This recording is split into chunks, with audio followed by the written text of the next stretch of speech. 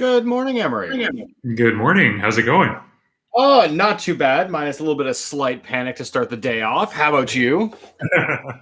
Well, I've had a whole day to be panicked, so I'm doing pretty good. I've got lots of panic bandwidth today. I started early this morning, and it's much later here now than it is on your side of the woods. But it's been a fun day. Getting pretty productive. I'm really enjoying my new schedule where everything's sort of pretty much scheduled out. Um, Yeah, that's one of those great comments. Like, life is so much better when I'm just a little bit organized and I have a little bit of my shit together. Just like, whoever thought this would be a good idea? They should design a system around this.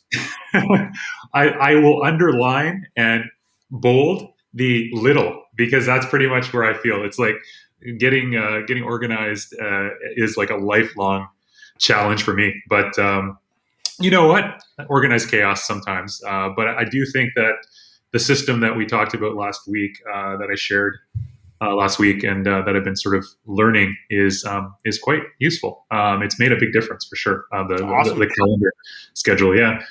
Cool. Well, nice to see you again. Awesome to be on this live call. I guess we're going to start with some housekeeping and sharing, some stuff with the team that's currently logged in. So I don't know. Basically, what I can do is just start with some high level housekeeping. But I'd love to see before we get anything going is our intro. Of course, let's play of course. The intro. Yeah. All right, let's run it. Awesome.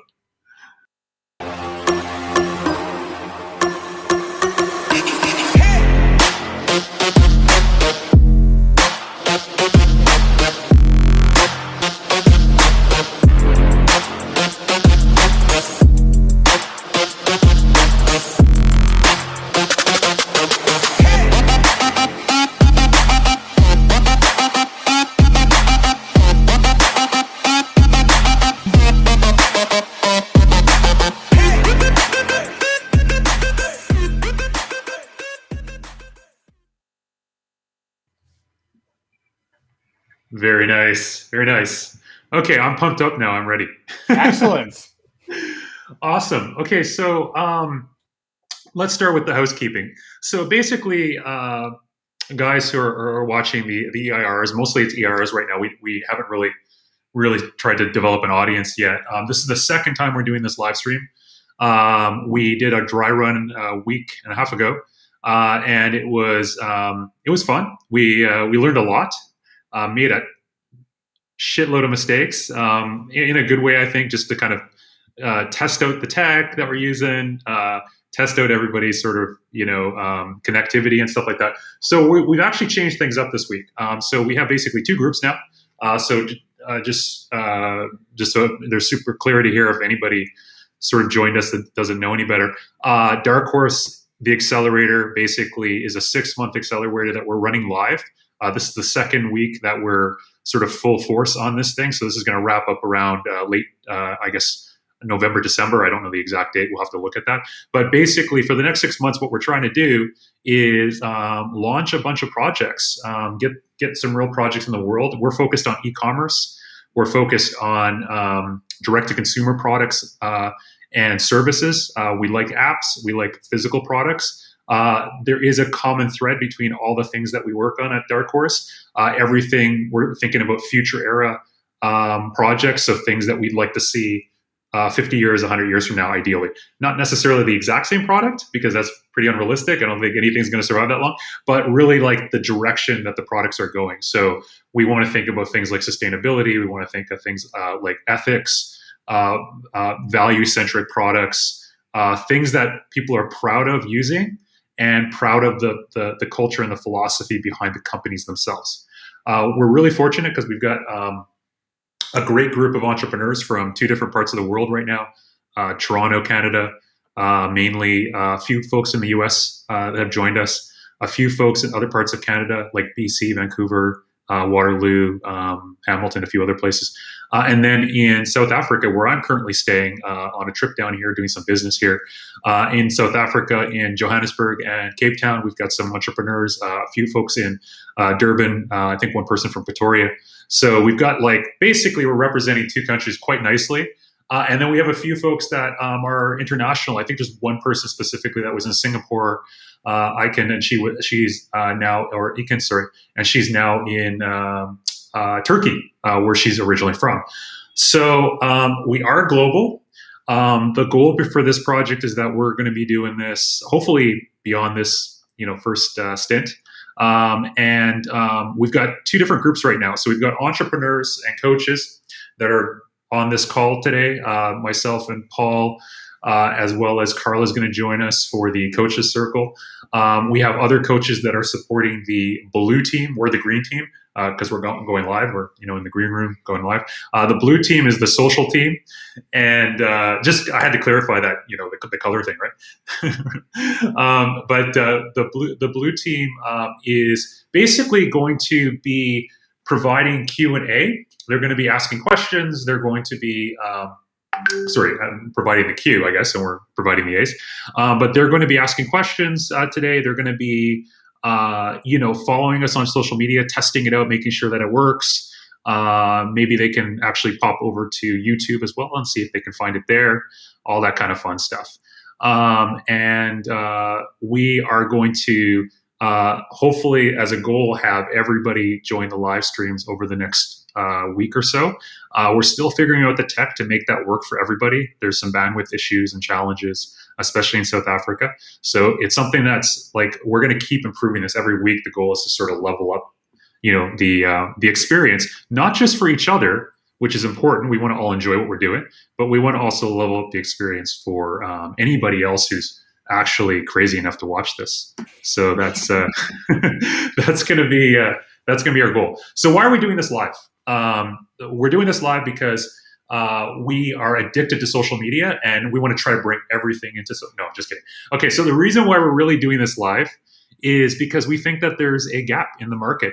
As an entrepreneur, I've been kind of doing this game for a little while, and I love things like the Dragon's Den, the Shark's Tank, all of those kind of reality startup shows. I love also some of the other things that have shared the story of entrepreneurship, including movies and stuff like The Social Network and all sorts of documentaries and movies.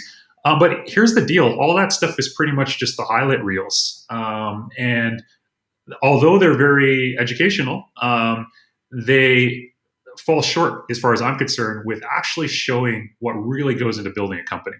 Okay, and so the best example of what really goes into a company, I do think, comes oftentimes out of incubators and accelerators, which is why we've chosen to do this as an accelerator. It is actually more like a hybrid because it is more of an incubator sort of level. We're pre-seed. We're not actually even looking to raise money for a lot of the projects we're working on. This is all starting off as customer funded or bootstrapped, if you will. But here's the deal. We really want to share our knowledge with an audience outside of the entrepreneurs that are actually in the program, because I think that's an opportunity for other people to get excited about what's really going on, but also have a real picture of the truth behind entrepreneurship. Would you agree, Paul, that that's something that's missing? I don't even know if it's missing. It's having great advisors, having great mentors increases the likeliness of success for startups by somewhere between 3.5 and 4 times. It's not an insignificant number, and there's a lot of glamorization when it comes to startups and entrepreneurship. I mean, Silicon Valley is arguably one of my favorite shows because it's awkward and horrific, and mistakes cost millions of dollars. And, I can't say that I've lived to the point where I've lost millions of dollars off of small mistakes, but I've absolutely lost money. I've absolutely had, co-founders leave. I've had, people threaten me with lawsuits. It's sort of the full spectrum of things that you just kind of encounter. And one of the hardest things, in my opinion, is to run a startup as a CEO. And if you've never done it before, it's how to anticipate things that, aren't normal, I guess, is sort of the best way to do it. And it's a grind. It's very unpleasant the large majority of the time. You have your glamour highlights, and you're absolutely right. Those are the highlight reels. But what it actually looks like day to day, and I know that you and I have had this conversation a couple of times as well. Like, it sucks. Like, I'm out of hair. The only reason I'm wearing a hat now is to stop the light from reflecting off into my camera. But like, I attribute that entirely to entrepreneurship because it's stressful. It's long hours. It's a lot of things because there's nobody else to go to. If your options are you spend money or you do it yourself. And if you don't know how to do it yourself, then you have to learn. It's why second-time entrepreneurs generally are more successful than first-time entrepreneurs because you have that inherited experience from going through the process.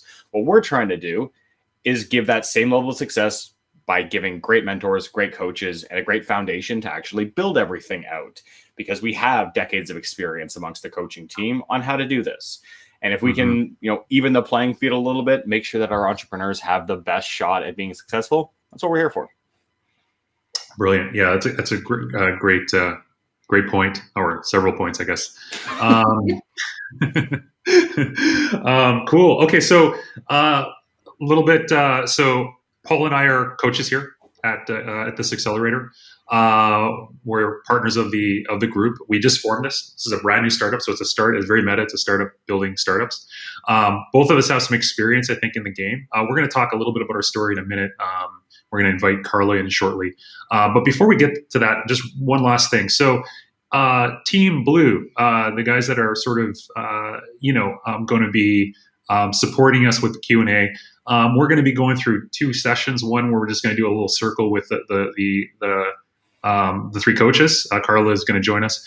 And then we are going to just chat a little bit about entrepreneurship. And then we're also going to invite a few of the EIRs that have joined the program. There's, I believe, last count, there's about 20 entrepreneurs that are in the program at this point that are going to be, we're going to have about 10 of them today talk a little bit about their projects. And some of them actually, these are brand new projects, so they're just being introduced to these for the first time. So we'll probably introduce a couple of concepts to them and also get their feedback on why they're doing entrepreneurship. Hopefully, again, this is getting recorded, so beyond anybody who could be watching it today, we'll have this loaded up on YouTube, and all these all these will be available for people if they ever find us in the future and want to go back and sort of see where it all started. So basically, thank you again for watching, guys. Let's invite Carla in.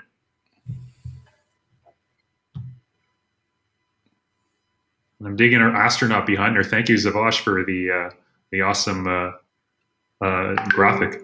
To take over production from this side in Toronto, it's so much easier when all the stuff's done for you. Like, I can take no credit for any of this. Like, oh, there's captions, there's titles, all the backgrounds and videos are done. This is amazing.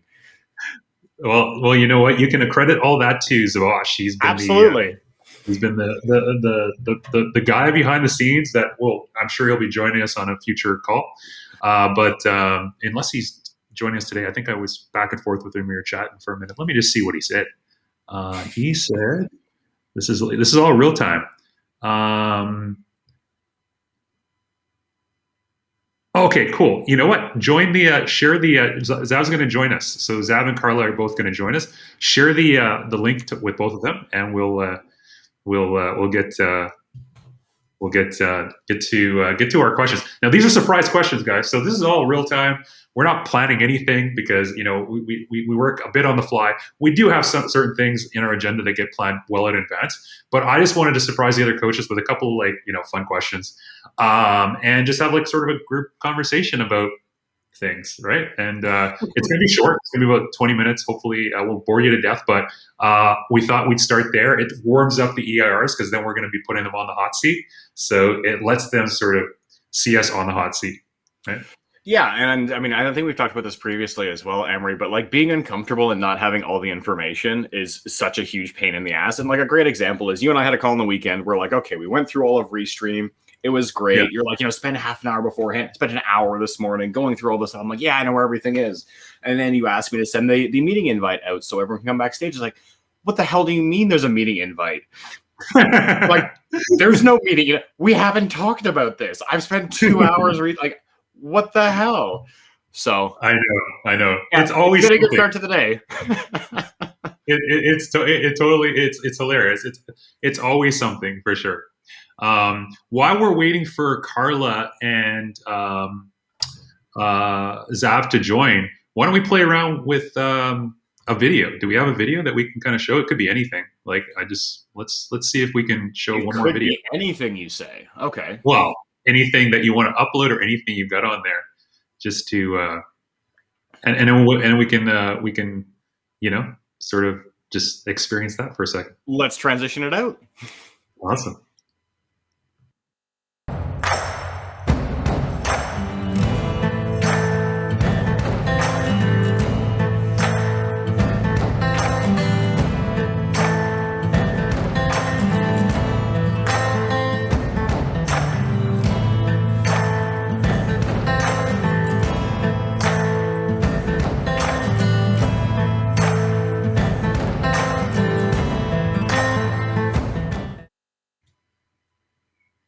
Very cool. Very cool. It's always good. I like that. Yeah. So here, why don't we talk a minute or a second about Darkhorse? Why the name, right? Because I think that there's a sort of a theme here. So Darkhorse, guys, is the name we came up with because, that by definition, the dark horse is the person that you don't expect to win, right? And so we started this accelerator not to compete with any other accelerator. I think there's some great ones out there that are doing a fantastic job, and they have their sort of area of expertise and their theme. But there's a lot of us that don't really fit into those molds, and we have a lot of ambition to show up and do some really awesome work for the world, hopefully, and for ourselves. Yet, the accelerators that are available to us don't really kind of serve our needs directly. And we don't have access to them for any different number of reasons. Maybe it's the fact that they're venture-backed ones, which is most of them, 90% of them, I'd say, are venture-backed, which means that they have a investment thesis that you have to follow. What if you don't want to take investment money? Well, then you're out of luck. What if you want to take it, but you just don't fit into that thesis? Well, you're out of luck. So I think that's one of the biggest problems, that the only people that seem to be investing in entrepreneurship are a lot of the people that are, basically getting their financial sort of rewards out of it. Us that have started Darkhorse, we are entrepreneurs ourselves. So we are, we have our own businesses. We're not sort of relying on this to, keep us going, anything like that. Like good entrepreneurs, we do have a business model around Darkhorse, a long-term goal for it, around the media especially. However, the big thing for us is just to see if we can come in and do something a little different. And I don't think that anybody watching this, we started this concept about a year ago. We started putting the ideas together as a small group. And we reached out to a number of folks to, get them involved. Many of them were really gracious with their time and energy back then, and offered to become advisors or potential future investors of companies that we're going to be bringing through the accelerator. However, I felt that a lot of folks, because we started talking about things like inclusivity, sort of a global mandate of having people that come from every social and economic, and ethnic class. I felt that a lot of people thought we were just doing sort of like just a social mission sort of driven accelerator that really didn't have a lot of substance beyond the fact that it was just trying to kind of level the playing field a little bit for folks that were less fortunate. And I actually thought of it completely opposite. So it was a little disappointing, but I think it was also the way I was articulating things or maybe presenting them. And so I thought, you know what?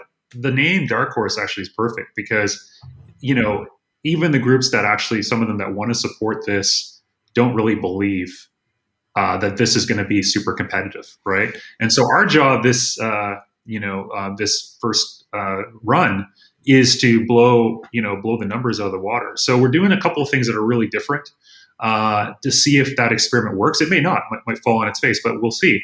One of the things we're doing is we're uncoupling the startup from the entrepreneurs. So we're going to try that. Not in every case. We still have entrepreneurs that are joining with their ideas. We have other entrepreneurs that are joining without any ideas. And we're going to be providing some ideas for them to explore.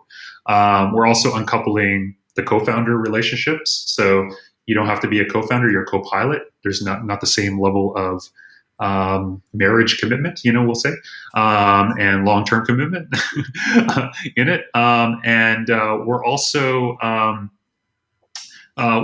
basically focused on customer revenue to fund it. Okay, so we're going to be doing a lot of different things that obsess with the marketing side of things and the customer side of things, customer development side of things, not just product development, not just tech.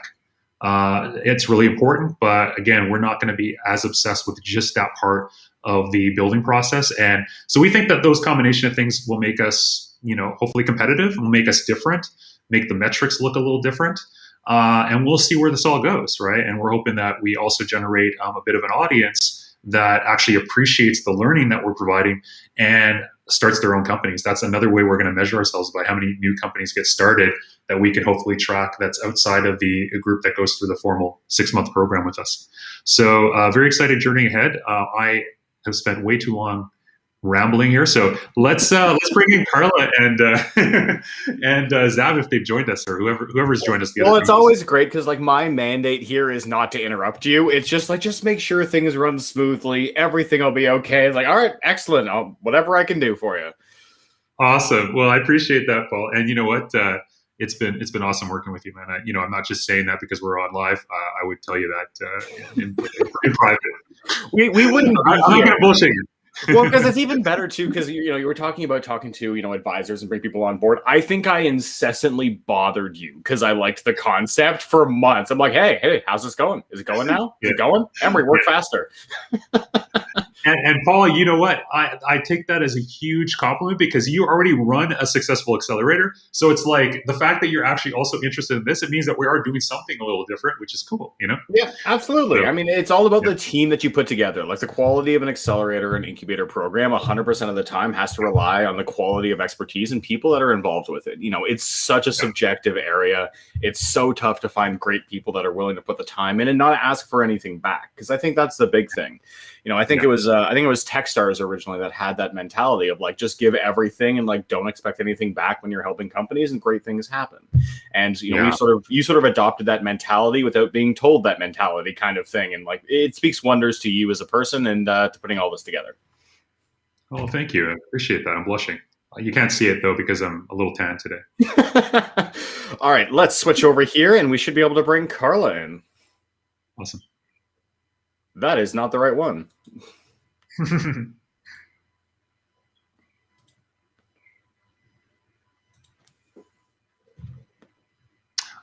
Is she in the can you see her, and you just click on her, and then she should just show up if you click on her box. Yeah, that would be great.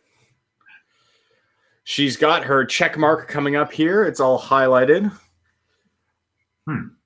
Yeah. Interesting. Excellent. Okay, well, so yeah, I'm not sure what the deal is there. So when you click on her, nothing goes on, nothing happens. Yeah, so the same way that we have our blue little slider at the top right, I have her selected, so it should be the three of us that are populating. I'm not sure if it's because her camera is off or if it should be on and it's not on. Carla! There she is. Oh, this is excellent. I'm sorry, I didn't even think of switching on my camera yet. I didn't know that was the threshold of you just don't exist until your camera is on, apparently. Well, you know what? That's part of the tech. We have all these different settings, Carla, that make this thing more complicated probably than it needs to be. But one of the things we did is we checked off the setting where we don't let you on unless you have your camera on. The reason why is because we wanted to make sure everybody had their camera on when they joined. But of course, I didn't share that with Paul, and so he didn't even know. No, you shared that with me. It's fun. I just clearly forgot, Emery. It's all right. Awesome. Well, nice to see you, Carla. Nice to see you too. I was definitely on time and very well prepared. Yes, which is very cool. Yeah. Awesome. I am getting a little bit of buzz, but hopefully nobody else can hear that. Maybe it's just me. Everybody's good. Cool. Awesome. Okay. So I invited us here to just have a quick roundtable discussion about a couple of things. So I've got a couple of questions here for folks. So here's my first question, guys. Okay, so I've been told, and I've heard this, that entrepreneurs are a little insane, a little crazy. And it takes a special type of gene to really want to pursue this as a career. So, speaking to two colleagues that are both established entrepreneurs that have been, doing this for a little while, I would like to ask both of you a little bit about. First of all, do you agree with that? Do you think that's the case with every entrepreneur that you meet? And secondly, if you believe that, what about you do you think is pretty crazy that other people would find kind of bizarre or crazy? That's my first question. I know it's nighttime there, but for like this early in the morning, Emery, like you're really just going right to the bottom, eh? Totally. Well, I want to give us a softball. This is like warming everybody up, right? I don't want to. This is the softball question. Give me your this is the softball question. Yeah, like what do you think? What do you think about you? What do other people tell you is kind of crazy about you? Maybe for professionally or even personally, but you must have some reason why entrepreneurship attracted itself to you. So maybe there's something hidden in there. So we're going to get to the bottom of it today, hopefully. Let's start with Carla. If you don't have any answers, I'll jump in.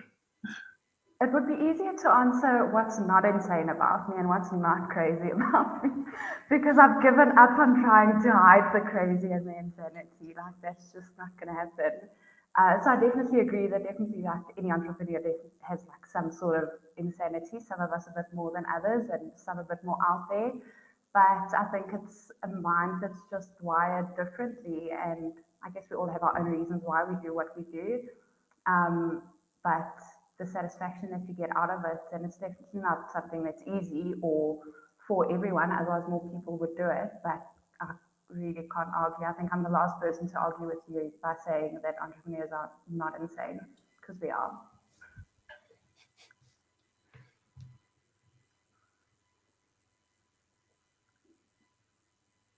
Did we lose Emery for a second there? Sorry, I'm testing stuff out. This is all live, and I want to test a bunch of different things here. So I'm testing my headset because I was getting a little bit of buzz. So I'm like, well, maybe with my headset. And it's true. It was just the fact that my computer was just going crazy. So yeah, you lost me for a second there, but I did hear 95% of that. Cool. Okay. What about you, Paul? Why are you crazy? I'm clearly crazy because I'm demonstrating that on this live show. But why are you crazy, Paul? I think it stems.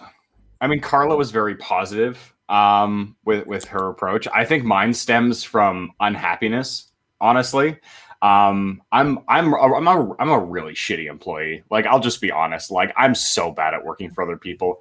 And I have a whole rant about like classical hierarchical structures in companies and how they're detrimental. Like, that's a totally different day where I have my soapbox ready for it. But honestly, like I think that being challenged consistently is something that I've just needed. And when people try to drive you, when you have managers or directors or whoever you work under that's trying to push out the best in you, it requires very specific approaches. And the foundation of that for me has to be that I love what I'm doing, which is not anything to do with the work. It's not to do with any aspect of it. But like, I have to enjoy what I'm doing on a regular basis. And like, that's a really shitty byline for a resume of just like, no, your product has to speak to me. Otherwise I'm not going to care. And like, it's not really a great way to work for other people in my experience. So it just came consistently from, I just want to be happy. I want to enjoy what I'm doing. I mean, with my team over at Meta Eye right now, like, these are a team of people that like, we talk, we drink, we eat, we exist consistently around each other like a family. And, it's one of those things that it's not important to have a family when you're surrounding yourself with, but once you have it, you never want to leave it. And I think that that's something that's super unique, and I wouldn't change that for anything, irrespective of how awful the pay is. Because like, that's one of the big things. Like, as an entrepreneur, the pay is shit like 90% of the time. But if you work twice as many hours, it's almost as good as a real job. It's fantastic. But yeah, so I think it kind of stems out of me being like, avoiding being miserable. Yeah, which is, Brilliant. I think, a little bit insane to say the least.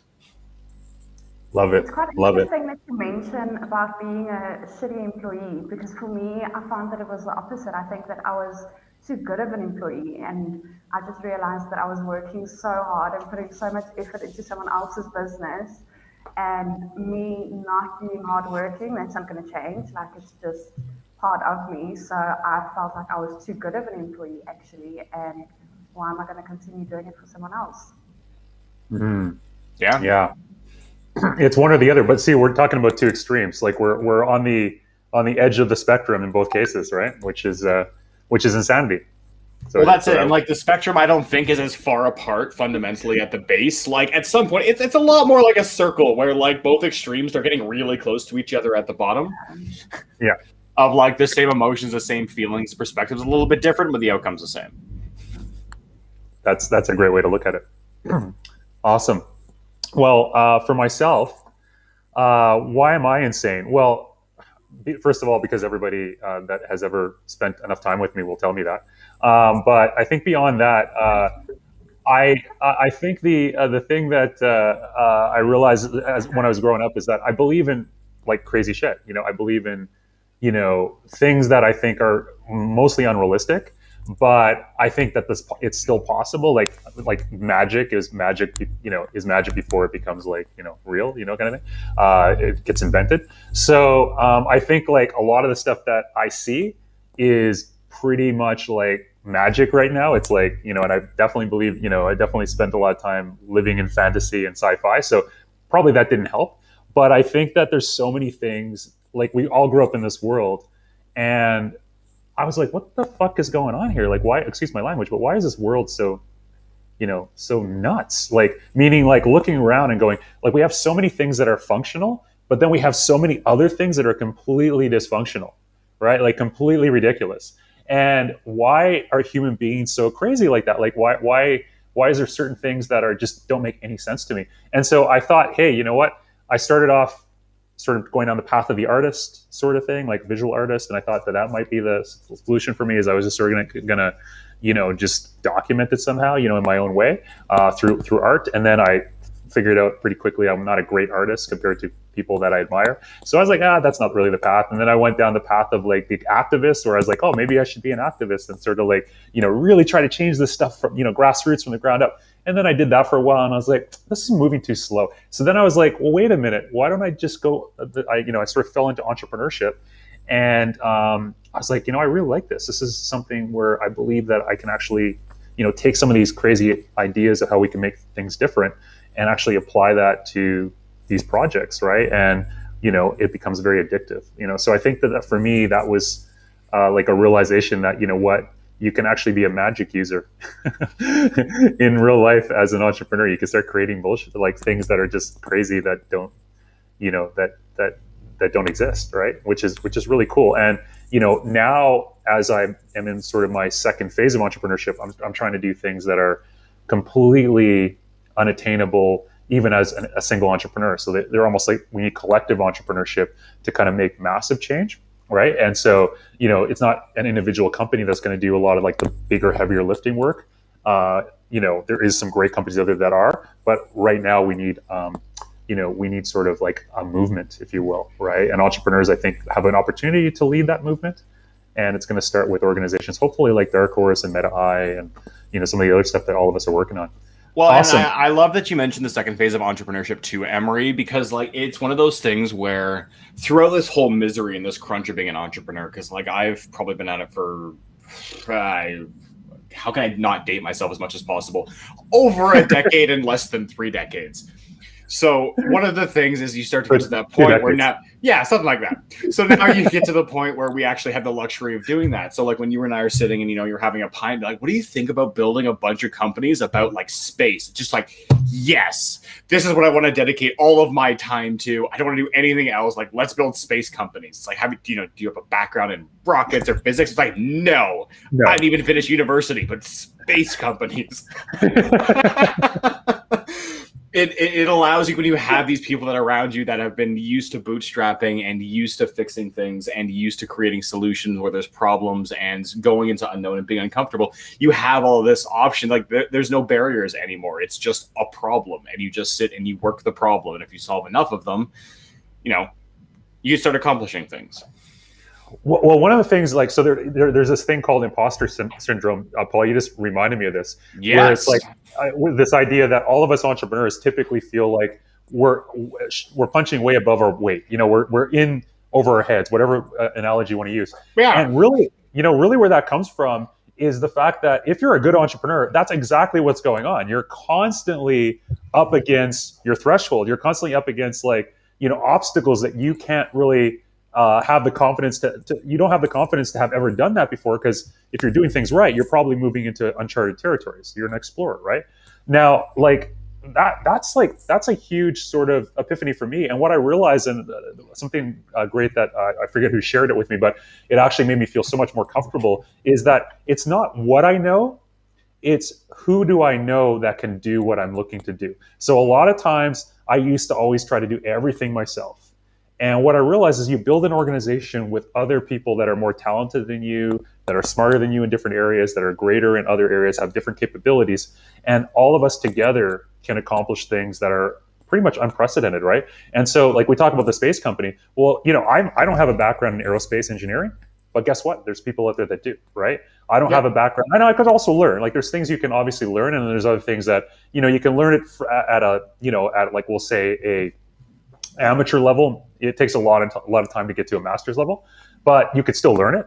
And at least as an entrepreneur, you can pick your battles. You can decide, hey, I'm uniquely qualified to do this part of the business, and other people I'm going to bring into the company are going to do, these other things, right? And so as an entrepreneur, that imposter syndrome that I used to have much more severely than I have now, I actually worked out of it by surrounding myself with folks that, really made me feel more empowered, more effective in getting the goals and accomplishing the goals that we set out to do as a company, right? And so that's something that you just reminded me of just sort of this idea of of that. So anyway, well, it also never goes away. I think that's the thing that's really important. Is I was great at lying to myself when I was younger, way more arrogant and egotistical, thought I could sell everything. The traditional entrepreneur shenanigans. I always thought that I'm like, no. If I just work hard enough, the imposter syndrome will go away. It's been like 4 days since I've had an episode of imposter syndrome of just what I'm doing now. It doesn't go away. It's a consistent thing where you try to swing above where you're comfortable, what you're doing. Yeah. I know that whenever I've started companies, marketing and design are things that just don't agree with my soul. I just I understand the data, I understand the analytics for it, but there's an art form that's sort of inherent in that. And sure, I can do something at 20%, but when it comes to managing my time as a person, what you do on the marketing side, Emery or Carla, in terms of social and branding and all of this creative mind space, what takes you 10 minutes is a 6-hour process for me. I can get to the same conclusion, but I've taken the scenic route. I'm going up and down hills. I had to U-turn a bunch of times. I don't have that same pathway. I don't have those processes put together. So when we're looking at Darkhorse or just accelerators in general, you're looking at creating those very short-term processes. You have access to people that says, hey, I'm stuck on this. What do you think we should do? And 20 minutes later, you have a solution. It's not that you can't find it yourself. It's that the journey to get there is time, and that time takes away from everything else. So that and imposter syndrome on both sides, that never goes away. I still don't. I don't know anything about marketing. I have willingly not learned anything about marketing because I have Emery. This is great. I now have Carla too, which is even better. So I can stop bothering Emery. It's awesome. We have to pick our battles, right? You're so right. I mean, well, and look at entrepreneurs right now. There's sort of I'll say 2 or 3 sort of buckets in the business that are really important. I think, all 3 of us sort of represent most of it, but there's some gaps, right? So for example, if we're talking about hardcore tech, then, you need somebody different than that's on this call, right? You're looking at somebody like Susahash, right? Yeah. Who's an engineer and a developer. So you basically want different people to fill in different gaps. If you're looking for, I would say I'm actually a better designer probably than I am a marketer. I think Carla is definitely the guru in marketing on the call here. I learned marketing because I was frustrated that my designs weren't getting shown up enough. I was building websites and stuff, and then people would never find them online. So I was like, okay, well, I better learn how to market the sites. But now I love marketing. I do love it. I think it's a superpower as much as a superpower as modern marketing as modern technology development is, right? I think the two of them are just a killer recipe. But Paul, you do the operations in businesses, and that's the unglamorous or unsexy stuff we often say. But it's the foundation. It's the stuff that if you don't do that, then it doesn't even matter because the whole thing is going to fall apart, right? So it's sort of like the foundation. Yeah, it's the thing that we build the tech and the marketing on top of, right? And so I think everybody has their superpower, and it's good. Anyway, I'm going to move on to the next question. Yes. Because we want to do two questions, and then we're going to one more question, and then we're going to go into the EIRs and invite them in. Awesome. Okay, so next question is, okay, so Paul, we'll start with Paul because we started with Carla last time. How did you fall in? You kind of alluded to it a little bit, but how did you fall into this line of work? Like you mentioned you're unemployable, but like take us through sure, like did you get fired a couple of times and then you're like, holy fuck, like I'm gonna be like on the street if I don't start to do this? Or, and excuse my language, this is definitely not a children's program, I guess, but because I'm just swearing like randomly. Yeah, the mature filter's on here, so I'm sure there's a button for it somewhere here that we didn't find. You can just beat me out? Yeah, just beat me out, right? Yeah, no, the whole production crew. They're on coffee break. It's fine. It's always great when people tell you things back from what you've said previously, and it's just like, oh yeah, you said you're unemployable. It's like, oh fuck, yeah, I did. Oh, if I ever apply for a job, someone's gonna find this, and like it's gonna be a terrible outcome for it. So thanks, Emery. Always appreciate it. My pleasure. I think that so when I was younger, I was in high school, I think, when I started my first company, and I was a huge nerd. I was playing video games just like every sort of like 15 or 16-year-old kid at the time did. And there was a huge underserved market for gaming related merchandise. So I'm positive I still have the t-shirt somewhere in my house, but it says I download music on it because that's when Napster was huge and it was like very edgy and cool, like a puberty driven teenager should have.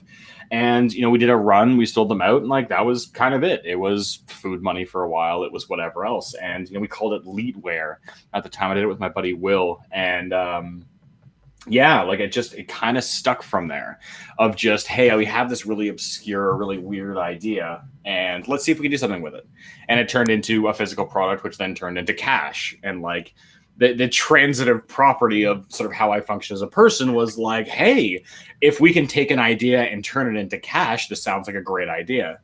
And it wasn't really until, I was sort of partway through my degree, because I flip-flopped a bunch. I was in political science. I was in cybersecurity. I did a bunch of stuff that just never really caught my interest. So I started building a platform for music distribution, focusing on indie music and production and merchandising, because that's what I had a bit of experience in, Did my gaming t-shirts, and then it was, we can merchandise this. What if we do this? What if we sort of put this together? So we built that for like 6 or 7 months. It was great. We ran out of money because I didn't know how to budget. And it was just kind of an escalation from there of just working on telecom companies. I started consulting on stuff that I actually knew, which was sales, tech developments, product developments, all of those different things. And it just kept like evolving, I guess. Like, if you were to sort of tell me that when I started my first company, it's just like, no, like you'll never do any of that stuff. Like, I thought it was a Zuckerberg approach, honestly. Like, I was convinced, like, you couldn't talk me out of it. And I'm like, no, I'm going to go make millions of dollars. I'm going to go move to California. It's going to be great. And no one can stop me. Well, shockingly, everything stops you. And it's so weird how that happens. But yeah, like as I kind of got through the bits and pieces, it was just one thing after another. It was just building layers onto the skill set of being what an entrepreneur was. It was, okay, well, I designed a product. Great. It was shit, but I still did it. And then it was, okay, well, how can we do it better next time? And we had to go and market and do sales. Okay, well, like I totally bombed this pitch. I totally did this wrong. I did this wrong. Okay, how do we do it better next time? And it's sort of asking myself that question for not quite 20 years, apparently, of how do we do things just a little bit better? How do we be just a little bit better of an entrepreneur, a little bit more incremental, right? Mm-hmm. Like it's constant daily improvement. Like being an entrepreneur is not something where you can coast. You look at all of these companies that don't have massive product innovation, they don't have adaptability, they don't have any of these things. There's a great website called CBI Insights that does autopsies on companies and startups that fail. You have companies that raised hundreds of millions of dollars that couldn't find a market fit in their company. Like, that's fucking insanity to me that you can go that far down the rabbit hole for 8 years and not have anything. Like, I don't want to build a $1 billion company. I want to build small, effective, sustainable companies that are great and that entrepreneurs can love. And I think that the longer that I've sort of gone on my journey, I don't want to do anything else. Like, it just became abundantly clear, like, outside of, you know, the hard skills, the soft skills that I sort of possess as a person, it's not what it's about anymore. You know, I have the luxury of being able to say, I think that if I can empower people to love what they're doing, like, what better thing could I possibly spend my life on? Honestly. Awesome. Brilliant. That's beautiful. Thank you. Well said, man. Well said. Like, I feel like did I give you the memo of this question? It's like you had the answer. You just had the answer. You're ready to go. I think it's a lot of introspection over the years that a lot of people miss, of like, you kind of have to sit down and analyze yourself. Why are you stressed? Why are you upset about things? Why didn't this go the right way? And if you can be I read this great thing about doing SWOT analysis, you know, the strengths, weaknesses, opportunities, and threats. And like, when you do it, it's like in a company, it's like, oh, well, this is a weakness. It's like, is that really a weakness though? It's like, yes. Just because it looks bad doesn't mean you don't put it in the weakness column. It's just like, well, that might be an opportunity instead. It's like, fuck no. Be honest with yourself. Be honest about the company. Because at the end of the day, the only thing that exists is either you or the company. Like, that's it. There's no one to be held accountable for, so you have to do it yourself. And starting that as soon as possible, yeah, you have to. Like, it's not an optional thing. And it sucks. It sucks. Like, you know, everyone's had conversations with people that are like, oh, I'm my worst critic. It's like, yeah. I've got flowcharts to show how shitty I am at my job. A performance dashboard that just sort of, the reverse hockey stick. Yeah, that's always fun, eh? Like the reverse hockey stick. Yeah, when I first started doing sales, absolutely. I closed like my first 3 deals. I'm like, I'm the greatest salesperson that's ever lived. Nothing can stop me. And then like 4 months later, I hadn't sold a damn thing. Yeah. Oh yeah, I've been there. Yeah. Very funny. So, okay, I have the same question for Carla, but why don't we? We've got a few of our EIRs that have been sort of in the chat, kind of putting a couple of comments in here. So, anything interesting? Let's put it up and let's see what's going on here. A little bit of talk about 9 to 5. So, Extension says, I'm not frowning at 9 to 5 jobs because I think they're a great foundation for most skills and that we need to pursue and pursue whatever we're passionate about towards entrepreneurship. So basically, like, your job is going to teach you things that you're going to bring into your entrepreneurship, which is totally makes sense. That is how businesses are managed, the stuff that goes into making it work, how we grow it, and so forth. That's a really good point, Extension, and 100% agree with you. I think, it's true. And I think it's kind of going back to what Paul said. It's about introspection. So if you know what skills you need as an entrepreneur, then you should, go out and get a job with a company that you can learn those skills. You could take a course or whatever, or work for another startup. Those are all good options. And working for somebody and getting some income in also that maybe you want to use as a safety net when you actually do get out and launch that business. So there's lots of good reasons. I don't think any of us would knock the 9 to 5. In principle, I think that so first of all, entrepreneurship is like less than 10% of the population are going to be entrepreneurs typically, right? In most countries, it's like that. There's a few countries where it's even way less. There's a few countries where it's slightly more. Like it doesn't matter which countries, but there's a few that sort of fall on the other side of that spectrum. But either way, it means that most of us are going to be working for somebody, and there's nothing wrong with that. I mean, and there's also this term, entrepreneurship, which is this idea that I can be an entrepreneur in another company, in somebody else's company. I could be basically the CEO or the master within my own sort of area of expertise or my assigned department. So I think that there's lots of ways to leverage your business to be, so your 9 to 5 job, I should say, to be more successful as an entrepreneur, or just to be a happy human being, right? Like, maybe some of us try entrepreneurship too, by the way, and hate it, and get back into the work world because we like, I like the fact that I can just check out at 5 p.m. every, whatever the time is, and I can have my weekends to myself. I don't need to, feel like I'm thinking about this business all weekend or whatever, right? So, so good points. Awesome. So, Carla, what is the thing that got you into this? I think I know a little bit of the story, but I'd love to hear your abbreviated version of it yourself. I was actually thinking, like, I don't think you really know the story. Like, as you and Paul were talking, I was like, shit, actually, like, I never really gave you the full story. And not the full story. I know a little bit, maybe, but not the full story. Yeah. Yeah. I literally fell into entrepreneurship, to be honest. Studied for like a year and a half, got bored, didn't want to study anymore. So then the next obsession was makeup, because I thought that would, like drive my creativity. And I worked in the cosmetics industry for about 4 or 5 years.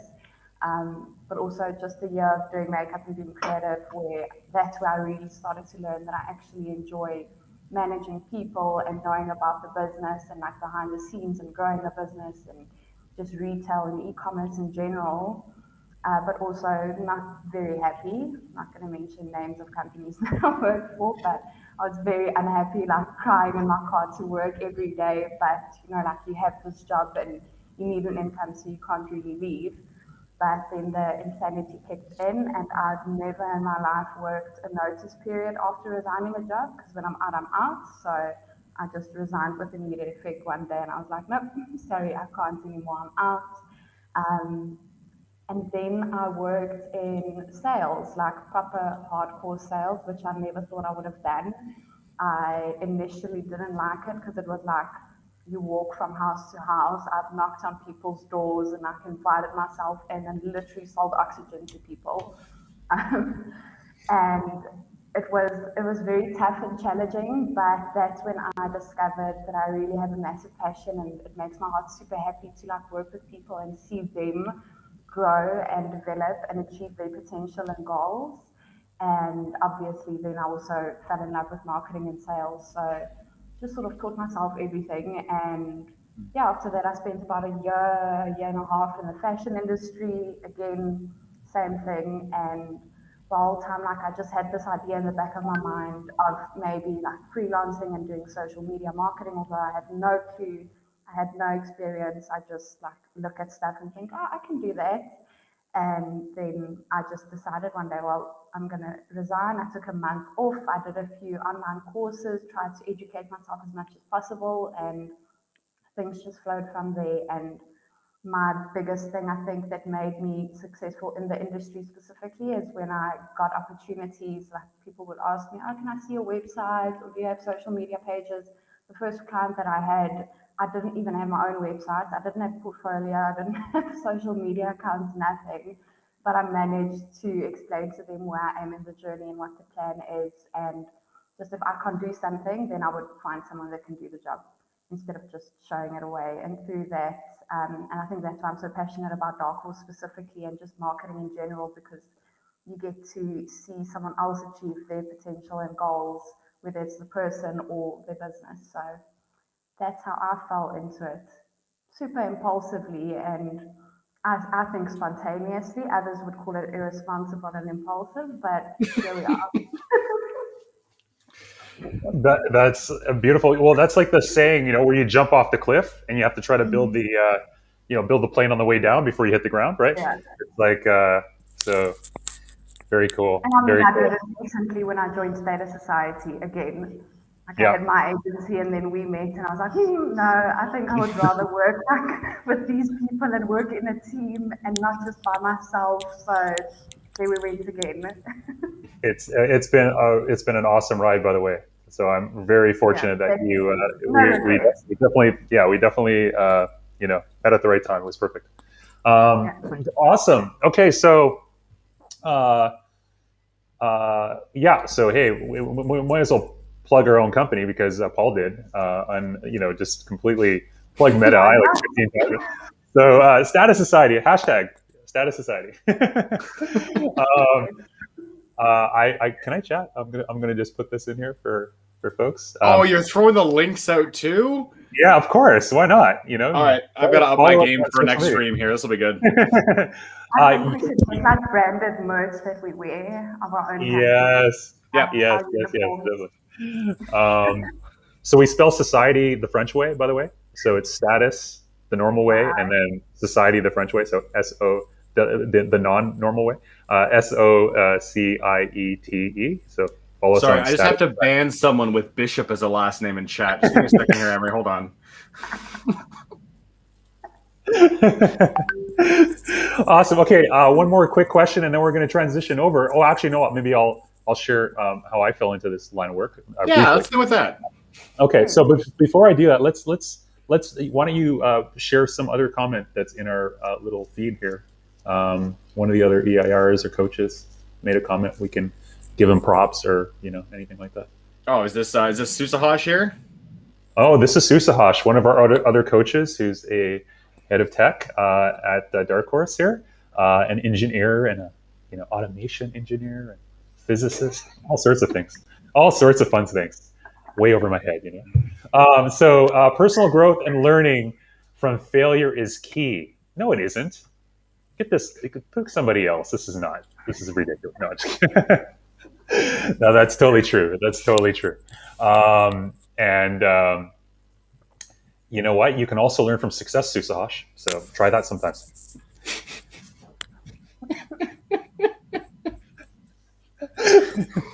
Oh, what an asshole thing to say. That's so good. It's just like, I got in a car accident. I'm just tired of the failure porn, guys. Like, come on, like, let's start getting successful again. Well, and I just appreciate 2022. I appreciate the mentality of like, I just got into a car accident, and you come in there and be like, oh, you know what, man? Have you tried not hitting shit with your car? Just like, you know what? Thanks, Emery. This has been great. I'm glad we called you.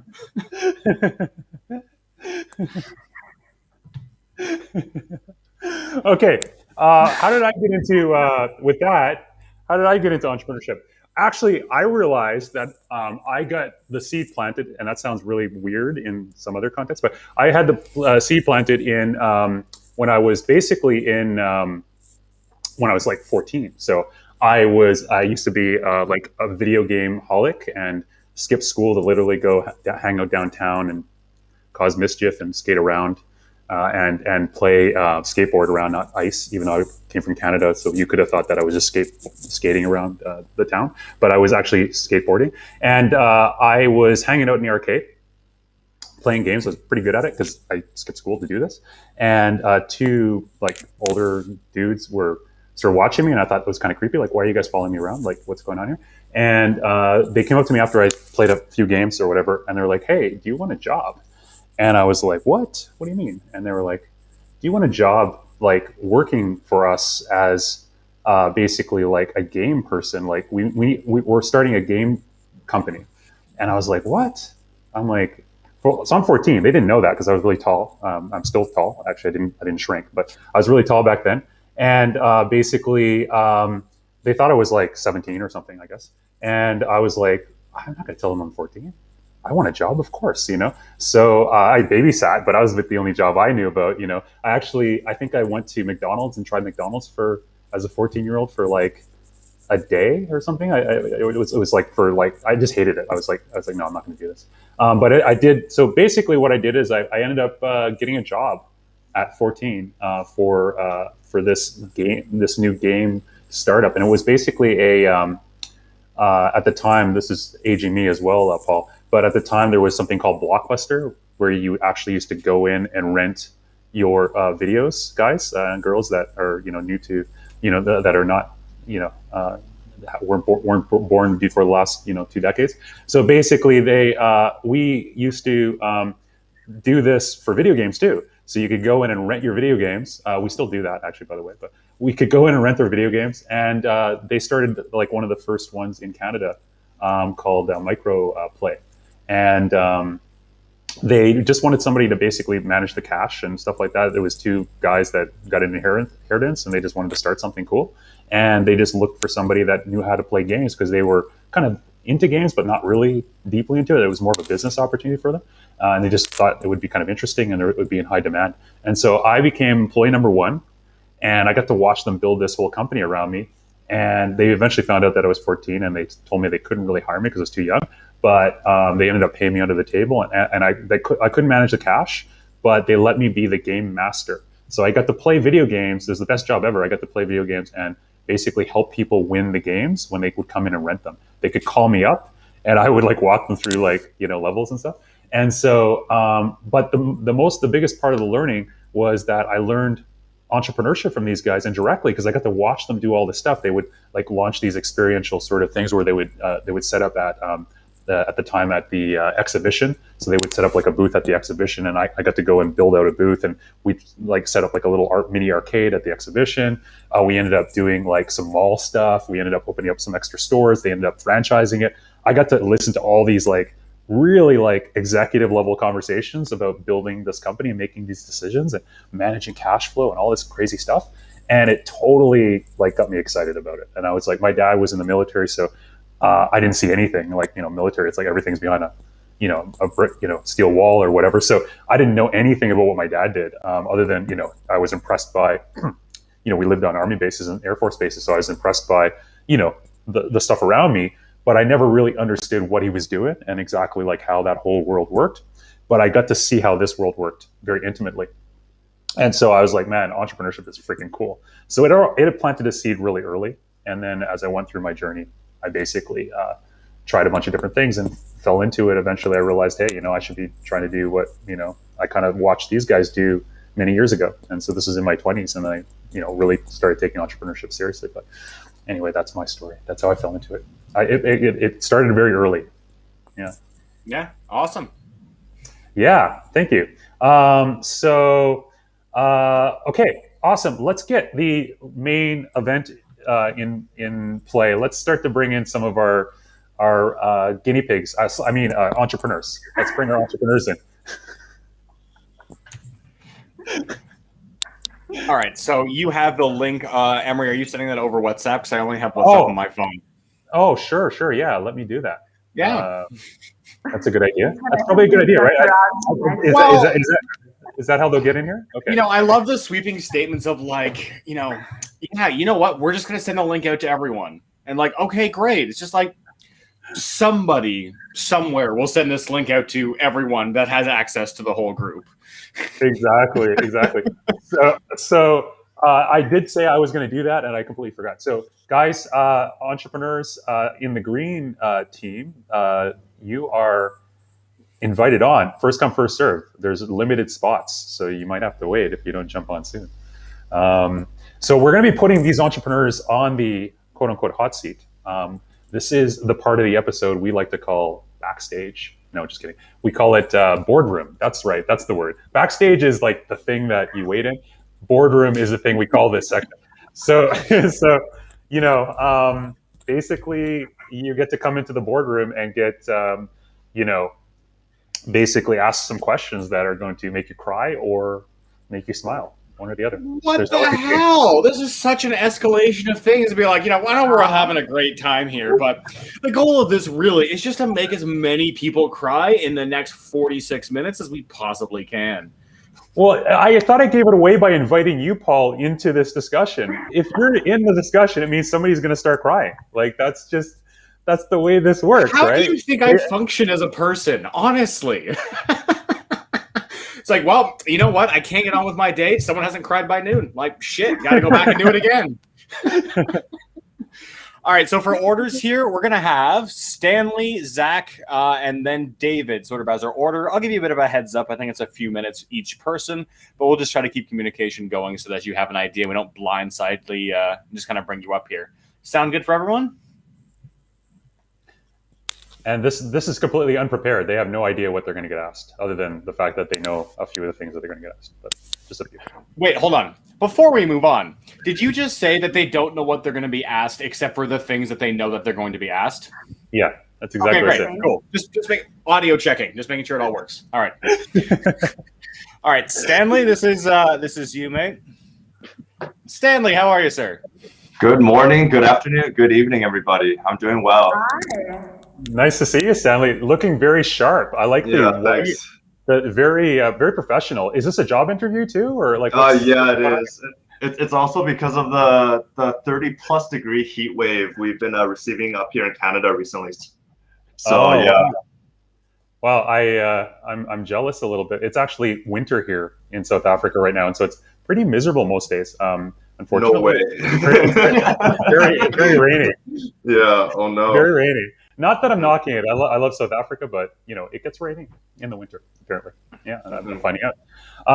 Awesome. Well, listen. Beyond your GQ modeling, let's talk about Bribe, your business. Yes. So Stanley joined us, just to give the preamble. Stanley joined us a few months ago, actually. So before we actually just sort of launched this as a live accelerator, we did a bit of a test run as a non-live accelerator. So we were a dead accelerator, and now we're live. No. Okay, so we basically did this a really bad joke. Okay, so we basically did this as a sort of a normal conventional accelerator, and we had a few folks join us early. And they were the first canaries in the coal mine, and it was great. It was a lot of fun. We got to sort of assign a few projects, and one of the projects Stanley was assigned to, and he has been working on it for a couple of months. Although there was a break, and it's now sort of the reboot, if you will. And so today we're just going to ask Stanley, what the heck has he been doing for the last 2 months? What's he up to?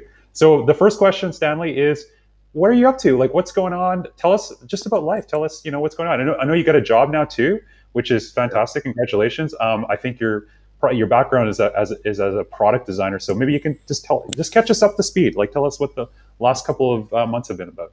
Yeah, sure. So this is literally going like off of like what I can remember like 2 months ago. So basically, I've been kind of literally all over the place.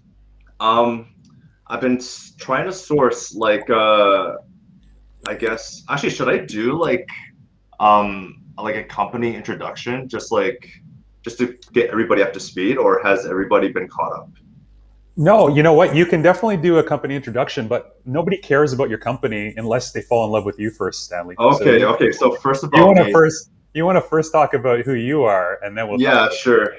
So, I guess sort of at the beginning of all of this, what got me into Darkhorse was the fact that I was pretty much jobless, and I loved exploring pretty much any like entrepreneurial opportunities that were like available to me.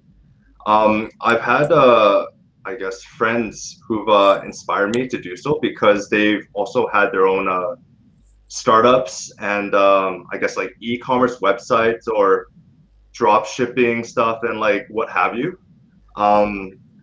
Yeah, that was basically like sort of the inspiration behind like my drive as like an entrepreneur. Like seeing that some of my friends who are like no offense to them, like a little bit less capable than me, like if they can succeed, like I can definitely succeed. And yeah, that was just my mindset. Don't be modest, Stanley. Don't be modest. And like I heard that come out of his mouth tell us what you too. think. And it's like, spite is such fantastic motivation where you see someone be like, that guy's a moron. How are they doing this? Like, no, I can do this too. Yeah, exactly. Yep.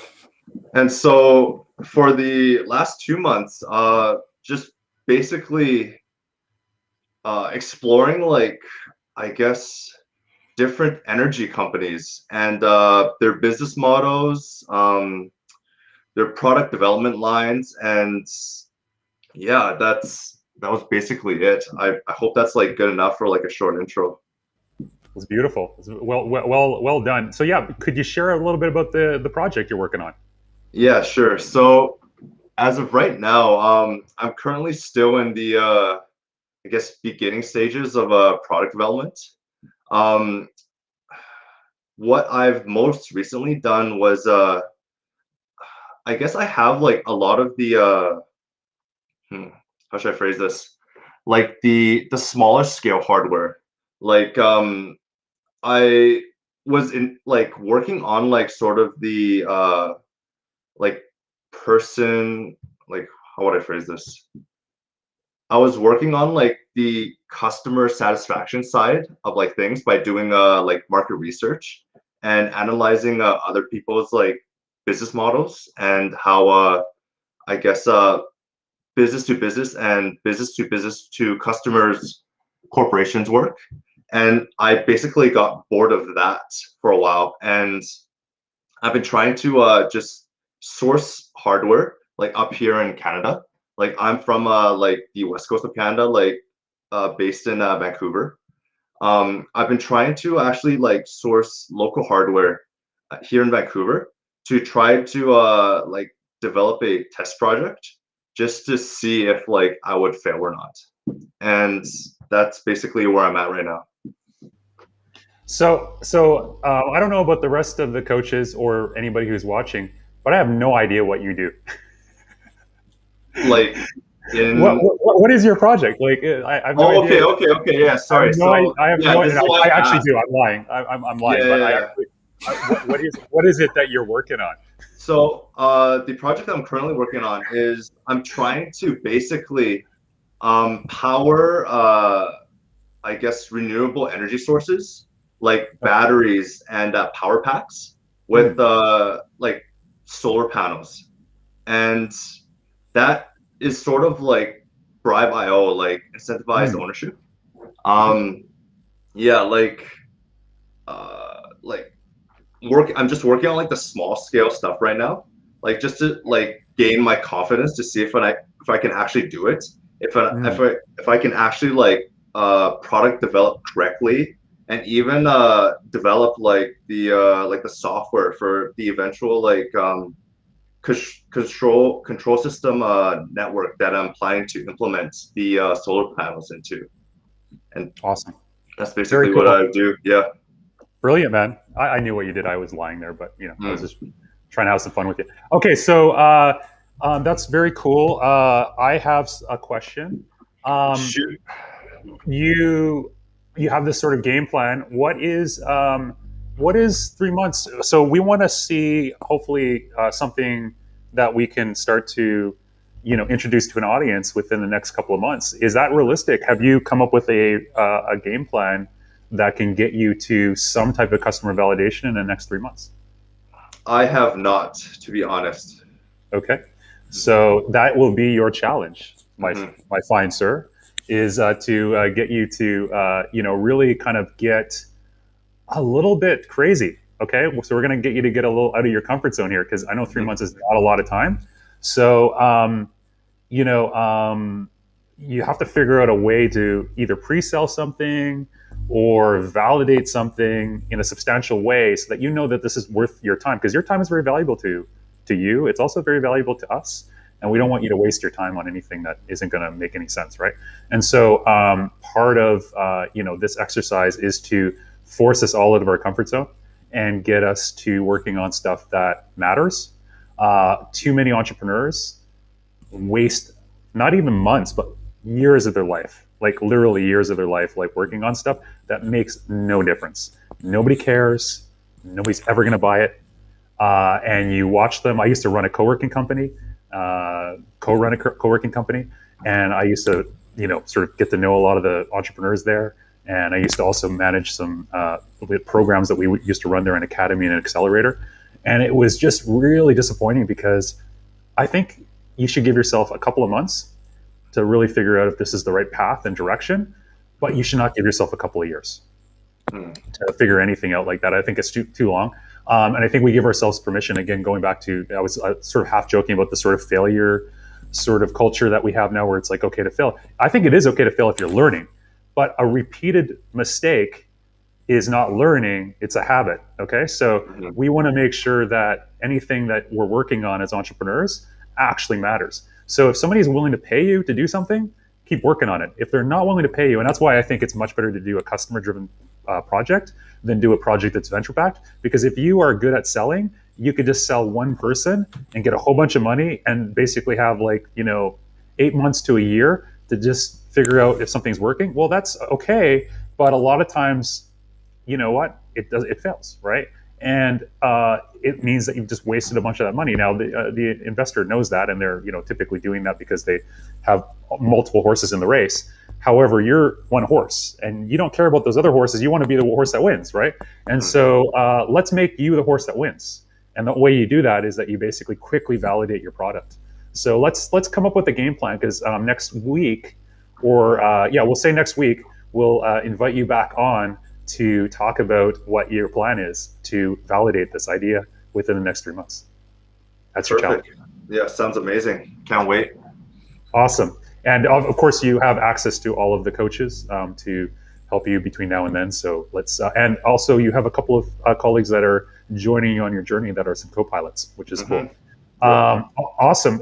Paul, Carla, do you have anything for Stanley? Any questions about where he gets his wardrobe, how he has a beautiful, camera layout, anything about his project, anything at all?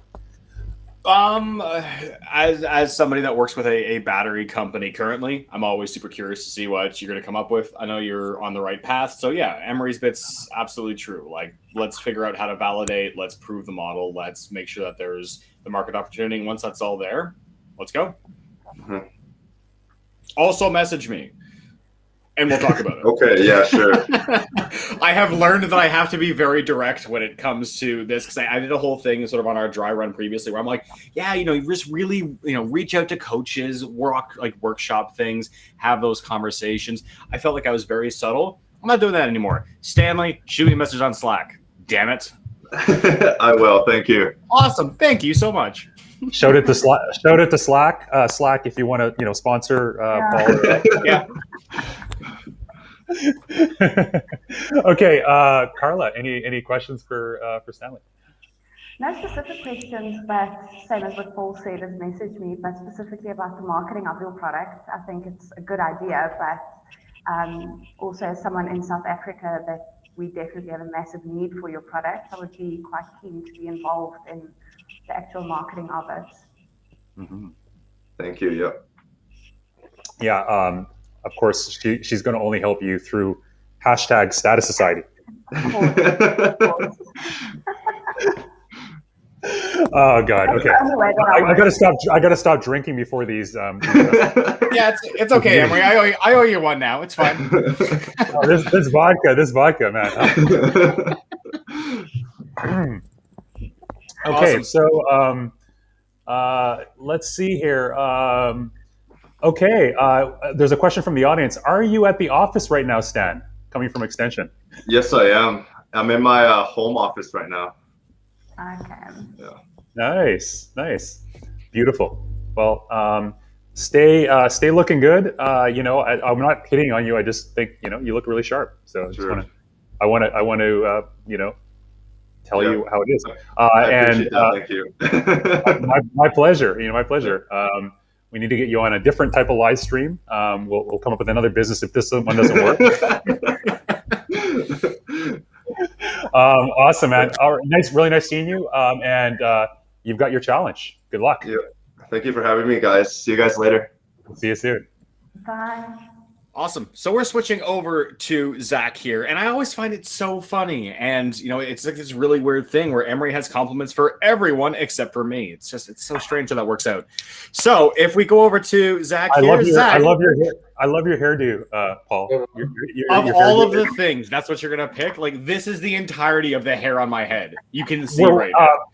At #Status Society, we were actually working on a beard company brand product that I think would do wonders for your beard. Not that your beard looks on the scale of things that are acceptable. Can I flip you off more consistently on stream? Like, is that an acceptable retort to any of this? Well, you could, but then you would lose the compliment. Oh yeah, hell of a compliment, Emery. Thanks, man. I said, Zach, how you doing, man? Good. How are you? I couldn't be a part of that beard thing. I think I'm going on 2 weeks, and look a little rough, so I won't be partnering up with that. It's for the best. Trust me. So Zach, you're in the playoffs at this point, right? With that huge Yo, growth. I got the playoff beard going. I'm fully committed. I mean, it's kind of sad, but that's where we're at. Well, guys, let's make a note of that. We got to stop bringing on 15-year-old entrepreneurs. Let's bring the entrepreneur age bracket up to 17. Nice to see you, Zach. As always. Sure. Awesome. So, Zach, why don't we start by you introducing yourself? Tell us a little bit about your background. Forget about the crazy stuff that you're doing with us. What are you like? Who are you? Who are you, Zach?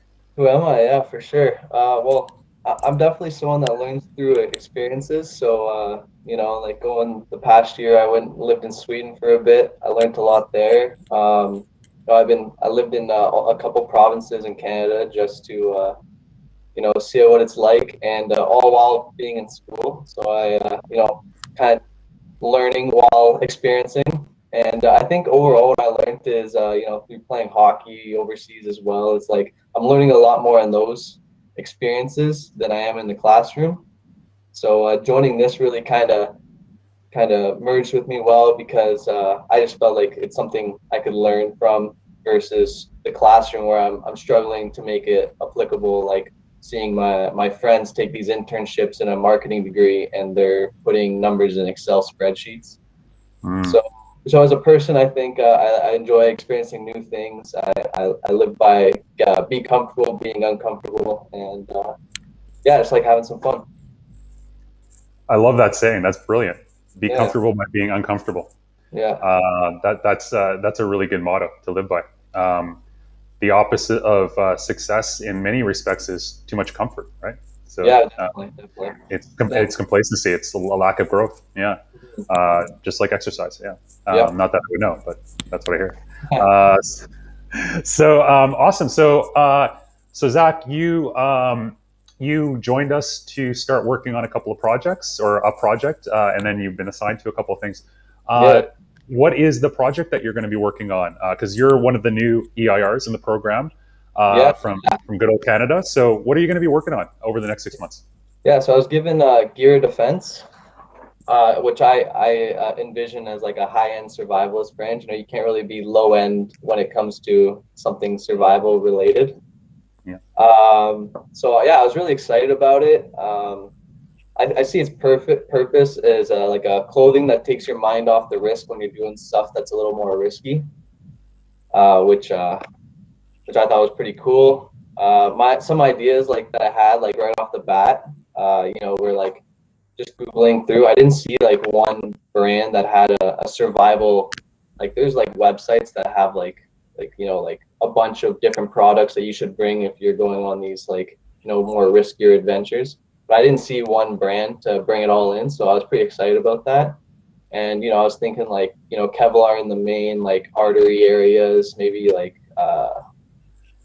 straps that you can get tight around like sleeves of your pants and arms for like ticks and bugs. And I like the creativity started flowing, and I feel like that's like the fun part of this, right? So or even like other layers, like cell naked layers, like a base layer, a shell layer, like depending on the weather. And so I'm running with that, and I'm pretty excited. I gotta learn the more technical sides of building it up and what platforms to use and all that. But that's what this is for. So awesome, man. I love the fact that you've been doing some good research, and it sounds like some really cool ideas. Yeah. One of the things that we intentionally did, and this is just for anybody that might not know this or joins it or wants to learn in retrospect, is you were assigned the project, but you weren't given any details other than just sort of like, again, just what you shared, which is that, hey, it's a survival brand, the name, right? And one of the things that you started doing was doing your own research. And I actually think that that's counterintuitive. Normally you want to get like, maybe if you got an assignment, you want to get, more substance, more direction. But we decided not to do that because we wanted you to not be corrupted by our data, right? So I wanted you to be able to go in there and actually kind of just go in with a free, blank slate and just explore, right? And that's, I think, a really healthy thing to do. And in fact, even when you start going down the path of getting a lot of data and research and going in a direction, every so often, you want to basically bring it back to day one as, our overlord Jeff Bezos would say. Amazon, you can sponsor this too now. But basically, we could basically, he talks about Amazon. It's always day one, and it's about self-disruption. So a lot of times, what you want to do is almost throw out all of your assumptions and go back to the basics. Go back to ground zero again, and start to look at your project with new eyes. So you get to do this right now. We're going to send you some information about the project now, so that you can kind of go and actually see some of the stuff that we dug up. Yeah, a couple of companies, some competitors, different things like that. Like you said, this is a tech project, so there's going to need to be both folks on the team that are engineers that are going to be helping you with that, and then we may even need to bring in some designers, some fashion designers or other folks that can also help you. And so it's going to be a fun ride. But yeah, looking forward to seeing what Gears of Defense or GOD. Yeah, very cool, very cool. GOD mode. Yeah. Hashtag GOD mode. I love it. What it can do for the world. Awesome, man.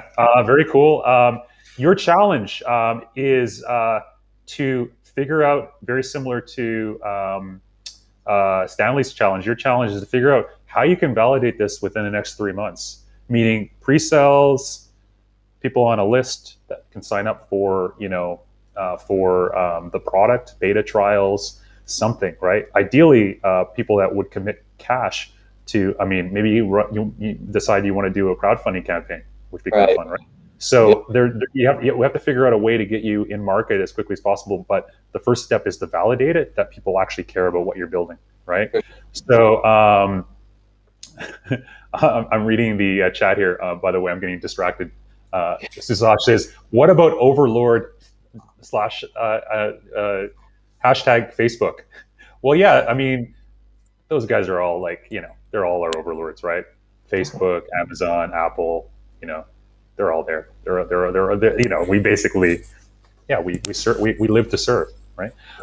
So we're happy with Amazon right now with canceling our Prime Day, but exactly. What are we gonna do if we had to go back to pre-Prime? Like, what? I know. I have no idea. So basically, that's going to be your challenge. So we're going to ask you the next meeting, unless you've already figured that out. I'm going to guess you haven't. But your next meeting, you're going to come back and present to us what your plan is for the next 3 months. Because we don't want to wait until the 6 months to figure out if this is worth your time or not, right? We want to cut it in half and say within the next 3 months we want to figure out if this is worth your time, or if you need to pivot it in another direction, or whatever you're going to do. So, any questions for Zach, Paul, Carla? Yeah, Zach, what do you think the biggest barrier is going to be for you? Like, where do you feel like, what's the shittiest part about this for you? I think it's gonna definitely see it materialize. Like, I don't know the first step in, or people to get this to actually have some gear defense right in front of me and see that the product itself. I feel like that's going to be an issue for me. I think a part of my generation, you see a lot of marketing on Instagram and Facebook, and I could see it. I could see me getting it that far, but the idea of having it a product in front of me just seems kind of crazy at this point. But yeah, so that's kind of where I'm excited to see it go, and where I definitely need help. Yeah, I always think it's when you have a physical product, it's always the coolest moment where you get to see sort of the vision go towards something for the first time. It's awesome. Usually it's followed by mass panic and stress, but at that moment, it's fantastic. Yeah. I'll live on that. Yeah, awesome. Thanks, man. Thanks. Thank you. I don't have questions, but I'll just throw in hashtag Status Society if you want to get your products on Instagram and Facebook. Perfect. That's what we do. That's awesome. Matching you to influencers that love survival gear and love to talk about it. Right? We can send out some test beta product to them and stuff. Yeah, why not? Awesome. So bespoke or product line? Which way do you think you're going to go? What's your guess? Sorry, one more time. I didn't quite hear that. Bespoke, meaning you're basically building, custom stuff for folks, or product line where you're building sort of, here's our, line of I could see a product line. just because like looking at survivalists, a lot of survivalists like wearing layers. So I could see like, having it, go in layers. Like you sell like a base layer, you sell, and then dimensions of adjustable straps and stuff. I feel like that'd probably be the best way to go about it for now. I mean, I know very little, so I might change my story. Awesome. And this by definition is very much slow fashion, right? Like this is going to be, high quality, sustainable sort of derived, materials and stuff like that. And it's perfect for the time because, as the apocalypse gets closer, all of us are going to love, the idea of serving GOD and buying the product. Could be the pinnacle. Awesome, man. Thank you for your time. And Awesome. looking forward to seeing you come back in one of our next streams to talk about the progress you're making. Definitely. I'm excited. Thanks. Good talking to you guys. Thanks, Zach. Yeah, we'll see you soon. We'll see you next class. Bye. Sure. So as we sort of transition out of the bits and pieces of like Orwellian philosophy that seems to be cropping up a lot in the last 10 minutes or so, I think that we have Zav that has also hopped on the call here, and I guess we can bring him up and have him contribute a little bit as well. Is he dressed? Zav. Oh, he is. Yeah, no, we pre-screened everything. It's fine. Got some clothes on today. Wow. I'm late to the party, guys. Sorry about that. Nice to see you, Zav. How's everyone doing? Awesome, man. Awesome. Me Looking and very Carl sharp. are matching today. I got a bit of pink in my attire today, so that's. Good taste. You're looking actually very Canadian today with that. Very plaid Canadian. shirt on. Yeah. It's Doesn't like get any more Canadian. and the 4K is just dazzling my retinas. That is some white. I'm yeah, that's white. The 4K, the sharpness, the clarity, Yeah. the light. It's all about the beautiful. 4K. All right, Awesome, so next, man. as we go along here, we have David coming up. I have posted the order in chat for all of the speakers coming up, so we're still going to keep to it. We'll give you a bit of a heads up. And again, like general piece of advice, don't worry. I mean, you've watched us make about half a dozen mistakes so far as we've gone along here. Don't worry about it. I know it's super weird to talk to a bunch of us and talk about the company that you're not even that sure of in front of other people as well. It's fine. Hopefully we won't be too painful. I mean, we'll try to make sure that Emery stays away from as much 1984 as we can. But again, I make no promises because this is not my program. So, David, we'll bring you up here. Welcome, David. Hello. Thank you. Hi, David. Can we zoom in on David because he's another one of our. Yep, hold on. Let's get it. Well, no, Paul, where are you going? Get back here. We're working on it. Hold on. We're working on it. Okay. Yes. Hello. There we go. Yes, I'm so good at technology. Fantastic. I love it. Now you can see all of the mess back there. Nice. Hey, those are set deck. Yeah. Well, that was going to be I was going to say, like, the question I have for you, David, is what the heck is that behind you? What is that? Is that like, what is that? The light? The light? No. Or all of those? Yeah. What is that? Is that a light? Those. Yeah, That's a light. That's a light. light. Those little things are from like, I don't know. I was 7, 6, 7, and I've just had them there. Oh wait, Since you're, what? so you know what? Yeah, no. So those are like, this is my childhood bedroom, right? And so I've had these in there ever since. And oh wait, one sec. Someone's calling me, and I don't know. Busy man. Is this like a special guest? Yeah, this is great. And all of a sudden, Mark Cuban comes into David's childhood bedroom. No, people are coming and going, and Mark, if you want to sponsor this, by the way. Yeah. Okay.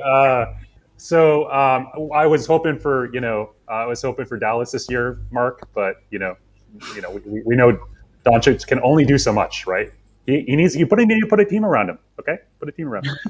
Okay, so anyway, we'll never get him to sponsor us for anything now. But getting back to David. So David, tell us what you've been up to for the last couple of months. What's going on?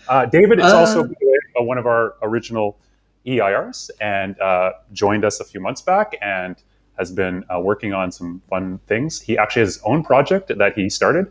I'd love to know a little bit about what you've been doing. in life in general, as well as what you're up to with your project?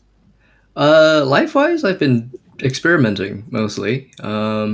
Adjusting things like sleep, diet. Some of that didn't turn out very well. And there was like a week where I just felt utterly miserable. But yeah, so I've been doing things like that. And I mean, we've been in lockdown, so like there's not all that much to do but twiddle your thumbs and sleep, right? And work, of course, and work. Work-wise, I started off with this sort of comprehensive idea of the software product that will let you do like document versioning integrated with like a lot of offline note-taking functionality, especially because so many of our current applications are increasingly moving into the cloud, which has many benefits, but at the same time, it means that you can't work at a park without a data connection, right? Or you can't work on the plane without forking out, a couple $100, which, like, if you want to do that, sure, whatever floats your boat. But I mean, I'm a student. I don't have that kind of cash, but I still want to work, right? And I don't want to like waste, let's say a flight from Toronto to Hong Kong is like 14, 16 hours, right? So, you can sleep for half of that, but then you want to do something with your life, right? That was the initial idea. I spent a lot of time in the past 2 months sort of bringing that down and finding which features are absolutely critical and which features I can sort of leave to the wayside.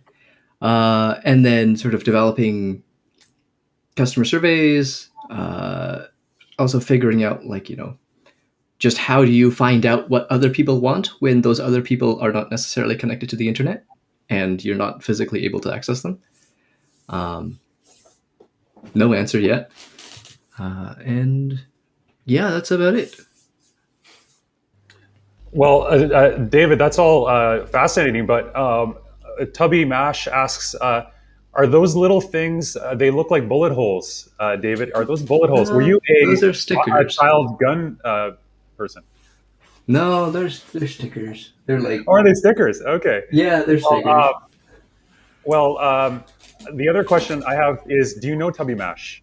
And is that a politically correct name in this day and age to be a Tubby Mash? Or who's Tubby Mash? Anybody know? No idea. Hello, Tubby. Stranger. Hello, Tubby. Nice to meet you. Great question. And yes, I agree. They do somewhat look like bullet holes, especially if you squint. Definitely if you squint. Okay, back to being serious here, though. That's awesome. And your project, what is the ETA? Oh, it's Natabi. Thank you, Natabi. I like your alias. It's pretty interesting. So, David, back to you. What is your plan to get this into market? Because as a developer, I could see you spending years of your life building this. That's how sophisticated it could become. And obviously, we only have months together, and we, love you dearly. So we don't want you to waste years of your life if we can help it. So why don't we figure out a way to get this sort of MVP down, minimal viable product down? And is there a prototype that you could put together for us within the next 3 months that we could demo? That's the plan. I've been sort of, as part of the product winnowing or slimming, right? I've been sort of selecting features that I'm relatively certain that I can implement relatively quickly. And then, half of it has been deciding or discovering rather whether or not these are actually the most important features that I can be implementing. And that's basically what I've been doing so far. Awesome. And how they would interact with each other, right? Because you can have siloed features and they have nothing to do with each other, which doesn't really build up the application as a whole. David, so explain yes? what you're trying to build in like a sentence. So for the moment, it's synchronized version control for like non-code software. So like Okay. Photoshop documents. Let's wait. No, one sentence. Now, that sentence, I didn't understand anything from it. A bunch of fancy words. Can you explain it for somebody that like 5-year-old to understand? Okay, so say you have a photo, and you want to make changes to that photo, right? You can have version 1, version 2, version 3, version 4, version 5, right? And you can just have them listed out. But, say you ask your brother or your parent, it's like, hey, can you give me some feedback, right? They write a note for that photo. Right. Where do they put it, right? And if you want to reference it later, where do you put it? And then if you want to create further revisions, right? I mean, you could just have version 6, version 7, version 20, right? And like, yes, but that's a lot of friction, and you could forget to adjust the version, so you save over yourself. Let's pause it there. Here's the thing. Like 10 years ago, I had a project that I was pursuing that was, collaborating online, like Photoshop or, music or documents, very, early days of Google Docs and stuff. That's what we were trying to do. Now, these challenges you're going to face, whoever pursues the same project, you're going to face it. Now, the thing is this, you're talking about versions, but maybe for somebody who just wants to change something to an image, ask for people's opinion, they're not necessarily going to have many versions. Maybe someone who's more advanced will have many versions. But what's the very core of what you're describing to me is being able to get people's feedback in real time or somewhere collaborative and making changes to a document, potentially a photo. Is that correct? More or less? With So yeah, I guess you could say that. Used by a photographer or by anybody who wants to, make edits and ask for people's feedback and opinion, right? Is that a fair assumption? Yes, and then moving between versions so you can see what did I do last, what's different now. I understand. Now here's the thing. That's the core, right? If you just get the main core and stop worrying about those, additional versions and version control, you get to the core product of you sharing something with us. We give you the feedback and then forking it into, 50 different versions and getting those feedback. That's a secondary layer, in my opinion. I'll just stop there without complicating this and pass it to Paul or Carla. Okay. I know that where David's sort of sitting right now on the tech and the software side. I know that it's been pretty well researched. I know that trying to have a feature list for MVP is always a huge pain in the ass because all the features you want and the creature comforts and where the pain points are going to exist and you'll launch your product with them anyways, just for the sake of go to market. So yeah, I'm curious to see what the MVP comes out to. I know that once we do that, Susahash and I will have more than enough feedback and input on how to put it together on UX and whatever else. But honestly, I'm excited to see what you come up with. Carla, any comments or feedback for David? I'm going to be honest and say that I'm that 5-year-old that didn't understand much of what you were saying. Most of the words were Greek to me, but I would be keen to learn more and understand more, but definitely not my forte or area of expertise. So excited to see where it goes and to learn more, but for now, honestly, I can't give you any valuable feedback or questions. Well, actually, that's a beautiful. 7-year-old doesn't understand.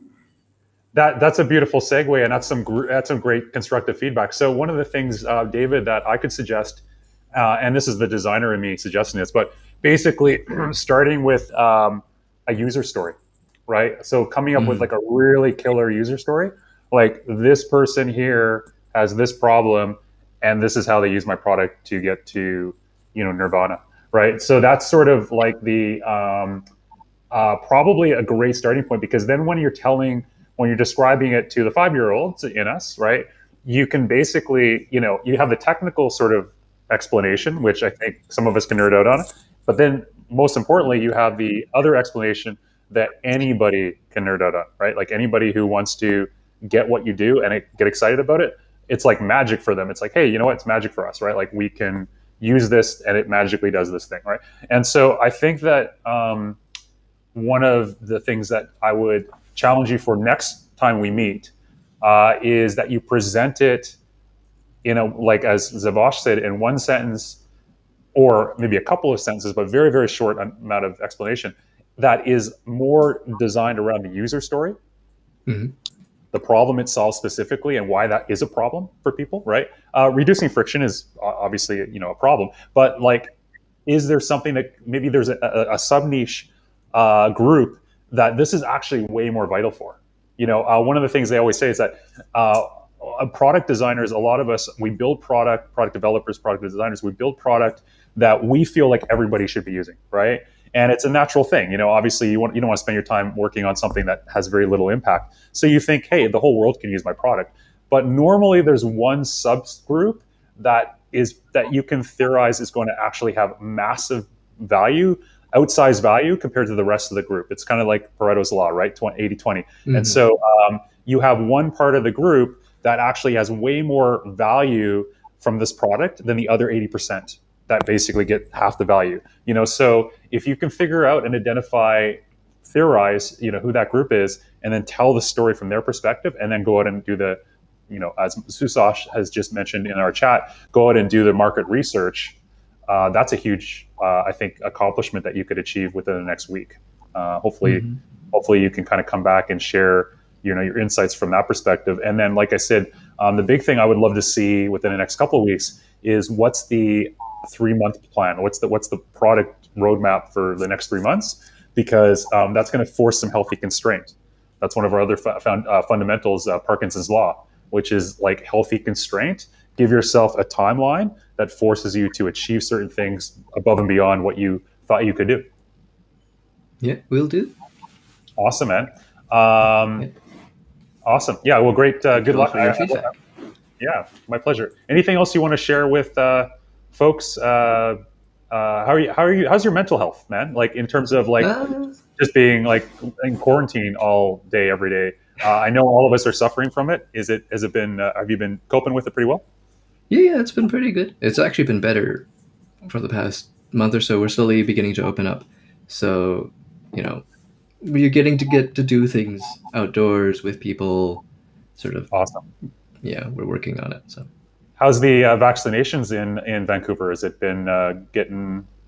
Are you guys pretty like? Is everybody getting vaccinated at this point, or? I'm in Ottawa. No, oh, you're in Ottawa. I'm sorry. Yeah. Yes. Yeah. We're I think 70%. We hit 70% first shots. Okay. So we're getting there. There are still some people who are reluctant, as is their want, but yeah, things are moving and it's going in the right direction. Yeah, faster, slower. That's Well, we need to get out and enjoy as much of the summer as possible, right? So I'm hoping that. Yeah. Officially summer 2 days ago. Right? Yeah, there you go. Awesome, brother. Well, nice seeing you, and we'll see you soon. Thanks, David. Awesome. Okay, so who's next on the firing block? We have actually time for one more person today, I think. Yeah, I mean, I was just looking at the time, and like I know that we started a little bit late, so I mean, we maybe have 1 or 2 left. I think, Emery, we can go 5 or 10 over at most, but like sure. That's about it. And then we'll just kind of cycle through, run whoever didn't go today onto Friday, and then we should be okay. Exactly, and we might even add a few more folks to Friday's meeting, depending on how our tech tests go over the next week. So what we're doing is we're going to reach out to folks that are on the blue team and see who we can get on these calls, but we just need to test their technology and confirm that they, look as pristine as Zavash does.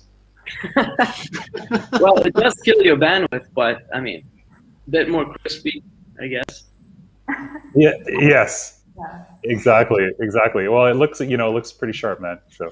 Well, that's it. We'll just set it all up so it all runs out of my house at some point. We can all just sit in some weird cubicle form in my basement. It'll be fine. Like, it shouldn't be an issue. I like it. I get to wear the Zelda shield. That's all I need to say. Absolutely. I would love to see you do a presentation just waving it around. I'll give it to you for that. That's no problem. Just come back to Toronto. Well, I'm hoping to be back soon, soon, very soon. Yep, hopefully just in time for winter, because that's why you escaped the first time. So the Oh, full yeah, cycle back, be like, oh, I'm here for 2 weeks, but winter, going back to South Africa. That's exactly what would happen if I showed up in winter. I'd be like, Absolutely 2 a weeks, win. like the snow. This is beautiful. 2 days later, all right, ticket booked. I'm out. Awesome. Let's get the next person on the farm. Absolutely, coming right now. And we just split this over and swap. Beautiful. Nice. Hi, everyone. Chandrika. Hi, Avery. How are you? Hi. Fantastic. Thank you. How are you? I'm doing good. Thank you for asking. Excellent.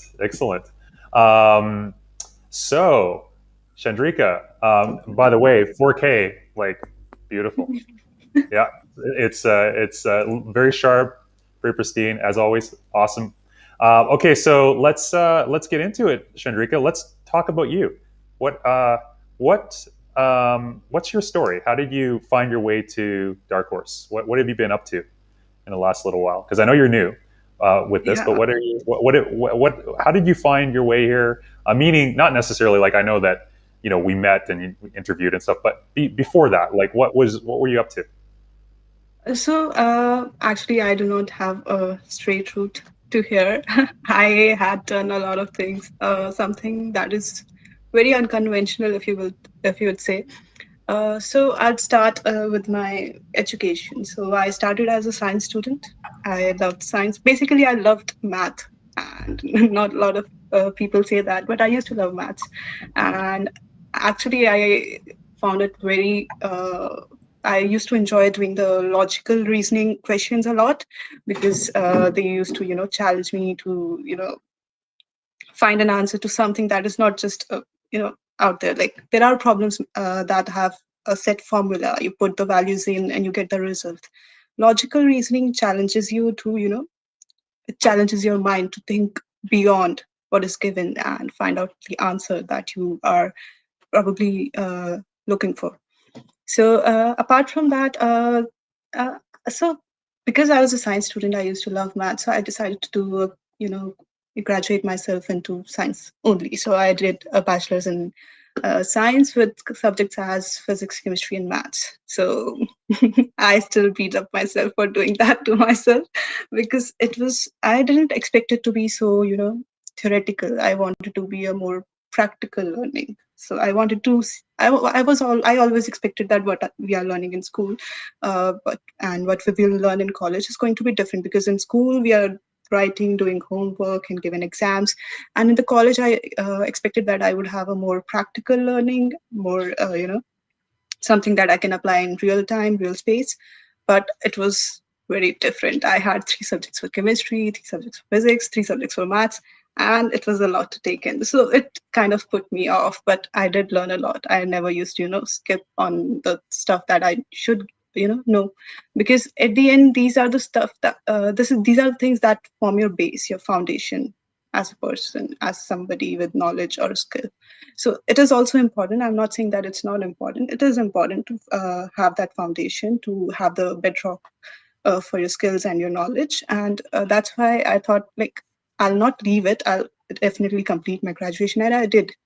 But I thought that I should look at other stuff because when you're in college, you socialize more, you meet more people, you see things out of that classroom, and you go out, you hang out with friends, you listen to their problems. Some of them are working, some of them are not. So you see, different perspectives of life. So I thought I should do something, different. So I decided to pursue law. And at the same time, because I used to work out a lot and I used to love that, so I thought that I don't want to do something because I know when I get overwhelmed with something, I tend to, move away from that thing. So I wanted a balance. So I thought I would work as a fitness professional, but I had no certification again. So one of my friend referred me to this one place, and it was they had a very good idea and logic. It was not a traditional gym. It was something different with They had an evidence-based practice, and they focused more on the strength and conditioning component of the fitness rather than the traditional, muscular kind.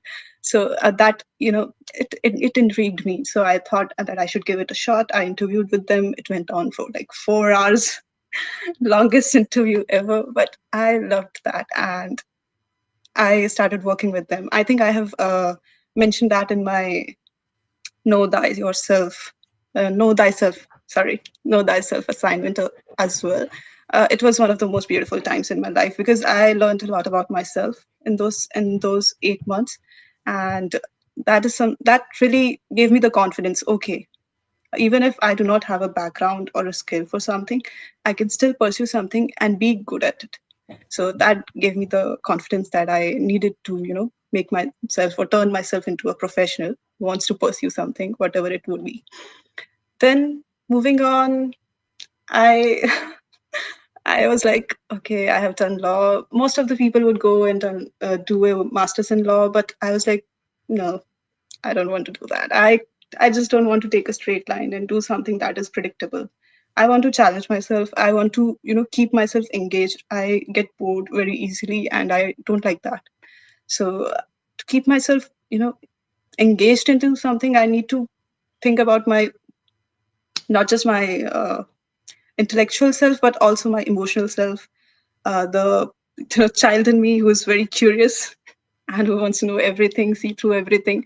So I wanted to turn that curiosity into vision. And I thought for that, you also need to know how to manage things. And most of all, if you want to build a good company or a good business, you want to know how to manage people, because people are going to build up your company. You do have a good idea, you do have a good skill, you have a good service to sell. But if you do not have the right people to work behind it, you are not going to do it properly. So I thought I should pursue human resource management. It was also a good combination with my law degree, and I thought it would just, open up my headspace, because working in different fields, I have also worked as a features editor. So working into different fields, I, learned a lot about people, like their problems and what are the challenges that they face into different skills, into different departments. And I was like, why are there so many gaps? Why don't company know how to manage the people and the skills and the talent? And why can't they just apply their full potential? Because the people I worked with, they were talented people, they were knowledgeable, but they were restricted in some way. So I thought like human resource management would be a good thing to pursue. That's why I'm here in Canada pursuing human resource management. And because I was moving to Canada, so I was looking for opportunities in Canada, and I came upon this posting with entrepreneur in residence. I think the name itself called out to me, and the description where you had mentioned the word curious. We are looking for curious individuals. I was like, that's the one. I'm gonna do this. I don't care what's gonna give me, but I'm gonna do this. I'm gonna try this, and I'm gonna see where it takes me. So here I am. You answered the siren call, and now we're going to crash you into the into the shoreline. That's awesome. That's beautiful. Well, it's really amazing journey. It's an amazing journey that you've been on, Chandrika, and congratulations on the degrees. By the way, I mean that's not easy to do what you did by any measure. So it sounds like, if I could sum it up, you first zigged and then you zagged. Right. Absolutely. And I'm gonna keep doing that. Yeah, I want to cover everything. I want to, have that strong foundation before I pursue something that I really want. Awesome. What are you working on with us? Just briefly, what's the project you're going to be doing? So I have 2 projects, one of which I'm leading, and the other one I'm a co-pilot on. The one that I'm leading is Heavenly Street. So it's basically about eco-friendly natural soaps that are built from organic, high-quality ingredients that are also sustainably sourced from with the help of Palm Done Right. For those who do not know, Palm Done Right, it's the highest roundtable for sustainable palm oil, and as well as the fair trade. It has the fair trade certification as well. Also, for this project, I think Heavenly Street, I think there are many innovative and eco-friendly soap products that are coming into the market these days. And I think that shift has come from the growing awareness in consumers about the organic ingredients and their benefits. So I think in a market where a lot of new competitors are coming up, and also there's a lot of potential for growth because the solid soap is still the dominating commodity in this market. And again, it's because of the ease of use also, and also because of its scenting and moisturizing properties. Apart from that, the pandemic also has given it a little push because of the pandemic, there has been a rise in the sale of soaps and products like that. And in the next 5 years, I think when I was researching, I saw a figure that there is going to be a 5% growth in the next 5 years in this industry. So we do have a lot of potential for growth here, but how will we distinguish ourselves? How are we going to, stand out from the rest of the competitors in the market? That is going to be the first challenge here. And I think to do that, because we live in a digital world now, everything is virtual. So we need to have an online identity. So I think that is going to be my first project. For myself personally, what I figured out was to create an online identity for this brand. And to do that, we need to find out the properties that makes us stand out from the competitors that are there. So I think one thing that really helps us stand out is obvious is that our brand not just help sustain the customers, but the others also from whom we are sourcing these ingredients, and the environment as well. So I think that's a very strong point that we should work more upon, create a story around that to help us sell our product, to help gain a loyal audience or customer base that will support us with, not just because of the product, the high quality product that we are selling, but also because of the story we are creating here. Beautiful. Yeah. Love the strategy. I think that makes a ton of sense. So in terms of a challenge for you, do you think you can have the starting point of that story that you could present back to us for next week? Absolutely. I'm already on it. Very cool. Way ahead of us. Way ahead. Okay, that's great. Any questions, guys? Zavash, Paul, do you have anything for Chandrika beyond the challenge? Chandrika, nice to hear your story and thoughts, and this is great. Like, definitely, it's good to open up, the macro perspective on, how you find yourself in your journey and share that. But I think when it comes to presenting your product or your brand and finding your personal story in it, if that's something you want to draw the line or not, that's where more of your efforts will go towards refining. Because you might have a 3-minute pitch one day, you might have a 1-minute pitch the other day, you might have a 20-minute pitch another time, right? And you have to know your story so well, and your audience's response to it so well, where you don't take them on, a journey and then lose their attention span because everyone's attention span is quick. And you have to control that narrative. And this is for anybody watching. Great presenters, they know how to, with the rhythm, with the tempo, with the loudness of their voice, they know how to control the narrative of the conversation. And great salespeople know that even better, where they put you through that line and they bring you into a closing without you even noticing that you're closed. But it's because every person likes to be sold to in a way that, depending on your personality, there's different types of people that tune in with you. But that's something I think with the way I'm hearing you speak and all that, you have it in you. You're just going to find it more and more. And once you refine it, that's going to be great to see the growth and the difference. And that's a lovely feedback. And I'm really looking forward to accomplish that. Thank you so much, Zev. Yeah, I agree with Zav. And I mean, I'm not sure if you've seen me talk before, but I'm assuming that you've heard me talk at some point. I talk a lot, and I do it all over the place. And it's very tangent riddled, and I use metaphors and whatever else. But I essentially try to boil down very, very complicated methodologies. Like Emma and I have had chats about building a startup in like a lean methodology. And like I can teach you a 60-hour course, or I can go over this in 45 minutes and then we get the bits and pieces and you'll figure it out.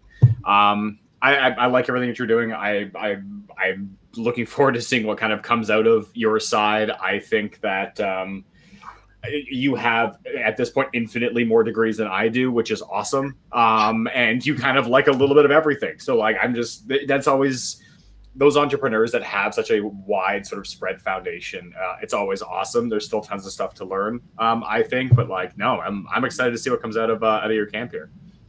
Thank you so much, Paul. That's absolutely. Well, understanding how to research, understanding how to learn. I mean, the meta skill of learning is critical as an entrepreneur. So just having gone through the different disciplines, I agree with Paul 100% that I think it's always going to give you an advantage. That being said, it's a different education once you get out and start having to, generate value beyond, marks, right? It's one thing to learn, and it's one thing to apply it. That's right. That's going to be key. That's going to be key. So, okay, great. So, we've got your sort of challenge ahead, and there's some information. So, anybody who just joined today's live stream, there's information that we're going to share. Anything that we have that we haven't released yet, we wanted to get you on the hot seat first and sort of see independently what you've been able to figure out on your own. And now we're going to start to bring you, send you any information that we currently have, any other resources and stuff like that. Obviously, if you're working on a project that you brought into Accelerator, then you already have that information yourself. But for example, yourself, Zach, there's a few people that we talked to today. We're going to send that information over. The folks that haven't got that, we want you to keep researching your stuff. And thank you very much, Chandrika. That was great. Thank you for having me. Yeah, of course. And so maybe what we'll do is just sort of close it off for today. So, one of the comments by Thula was beautiful story, Chandrika. I agree. I think it was really beautifully told. Here's the deal. What are we doing now? Okay, so Friday we're back here again. On Friday we're going to go through another group of us. We're also going to have another session for coaches. It will probably be at the end this time. We'll come up with like our, it's either a workshop or a drinking binge, or just kidding. But whatever it's going to be something interesting, hopefully for us at least. If you haven't gone on this one, then you're up for the next one. However, some of you, based on our previous one, we just want to test your tech out between now and then to make sure that you have the bandwidth to be able to get on here and actually people can hear you, and see you. Because the last time we did this, a lot of people were breaking up and, just not able to really communicate effectively. Yeah, so, it makes it a bit rough to watch too. Like, yeah, it's just an eyesore. So we'll get that all straightened out with you. We'll probably set up I'm going to ask Paul to maybe set up a couple of tests with a few folks, if possible. I'll give them the list and just like a quick 5-minute test with you, see if everything's working. And if it is, then we'll get you on the next one. In the meantime, we want you to keep researching your topic, your industry. You're not going to get information until you get on one of these calls. Okay, you're not going to get new information from us until you get on one of these calls. The very reason for that is we want to make sure that you, you actually warrant, the information, and we need to get some feedback from you, see what you've been up to, make sure that you're on path. And then you're going to get additional stuff from us. So, and part of it is we want to make sure that you're actually getting the tools set up so that you can actually do this full program with us, right? So that's important that you're able to eventually stream with us. So work on that, and we will get you onto the next call. A few of you, if you're on the green team, it means that we don't need to test your tech. Your tech has been checked off. If you're on the blue team, it means we still have to test your check. Okay, by the way, so Shamsia, you're already lined up for next Friday. Okay, so you're good to go. And thank you everybody for participating today. Looking forward to sharing more information next week, introducing people to the rest of the EIRs, or many of the rest of the EIRs, and learning more about them and learning more about the projects that they're trying to create over the next 6 months with us. Awesome. Absolutely, absolutely. That was great. I see Paul's getting voted for a drinking challenge. So, I mean, like, I think in fairness, it's really important to consider who is actually mentioning this. Because, like, I clearly don't know who Susahash is. Because, I mean, we've got comments like, oh, you're getting so good at this, Paul. You know, super unambiguous. It's clearly just because, you know, this has gone really well. But yeah, obviously, random person, no merit to his opinion whatsoever. You know, the narcissist in me wants you to put up the chat from Shamsia. She said, "Thank you, Emery." So let's just throw that on the screen for everybody. You know what? It's so weird. I can't. It's not actually showing up on my chat screen here. Awesome. Thanks, guys. Thanks, everybody, and appreciate everybody's time.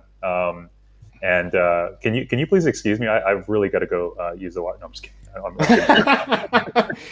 But yeah, Emery, unless you have anything else, we're just gonna like outro out here or close it all off so that the recording looks good. Thanks, everybody. Beautiful. Thanks, Paul, Emery. Awesome. Have a great week, everyone. Bye, everybody.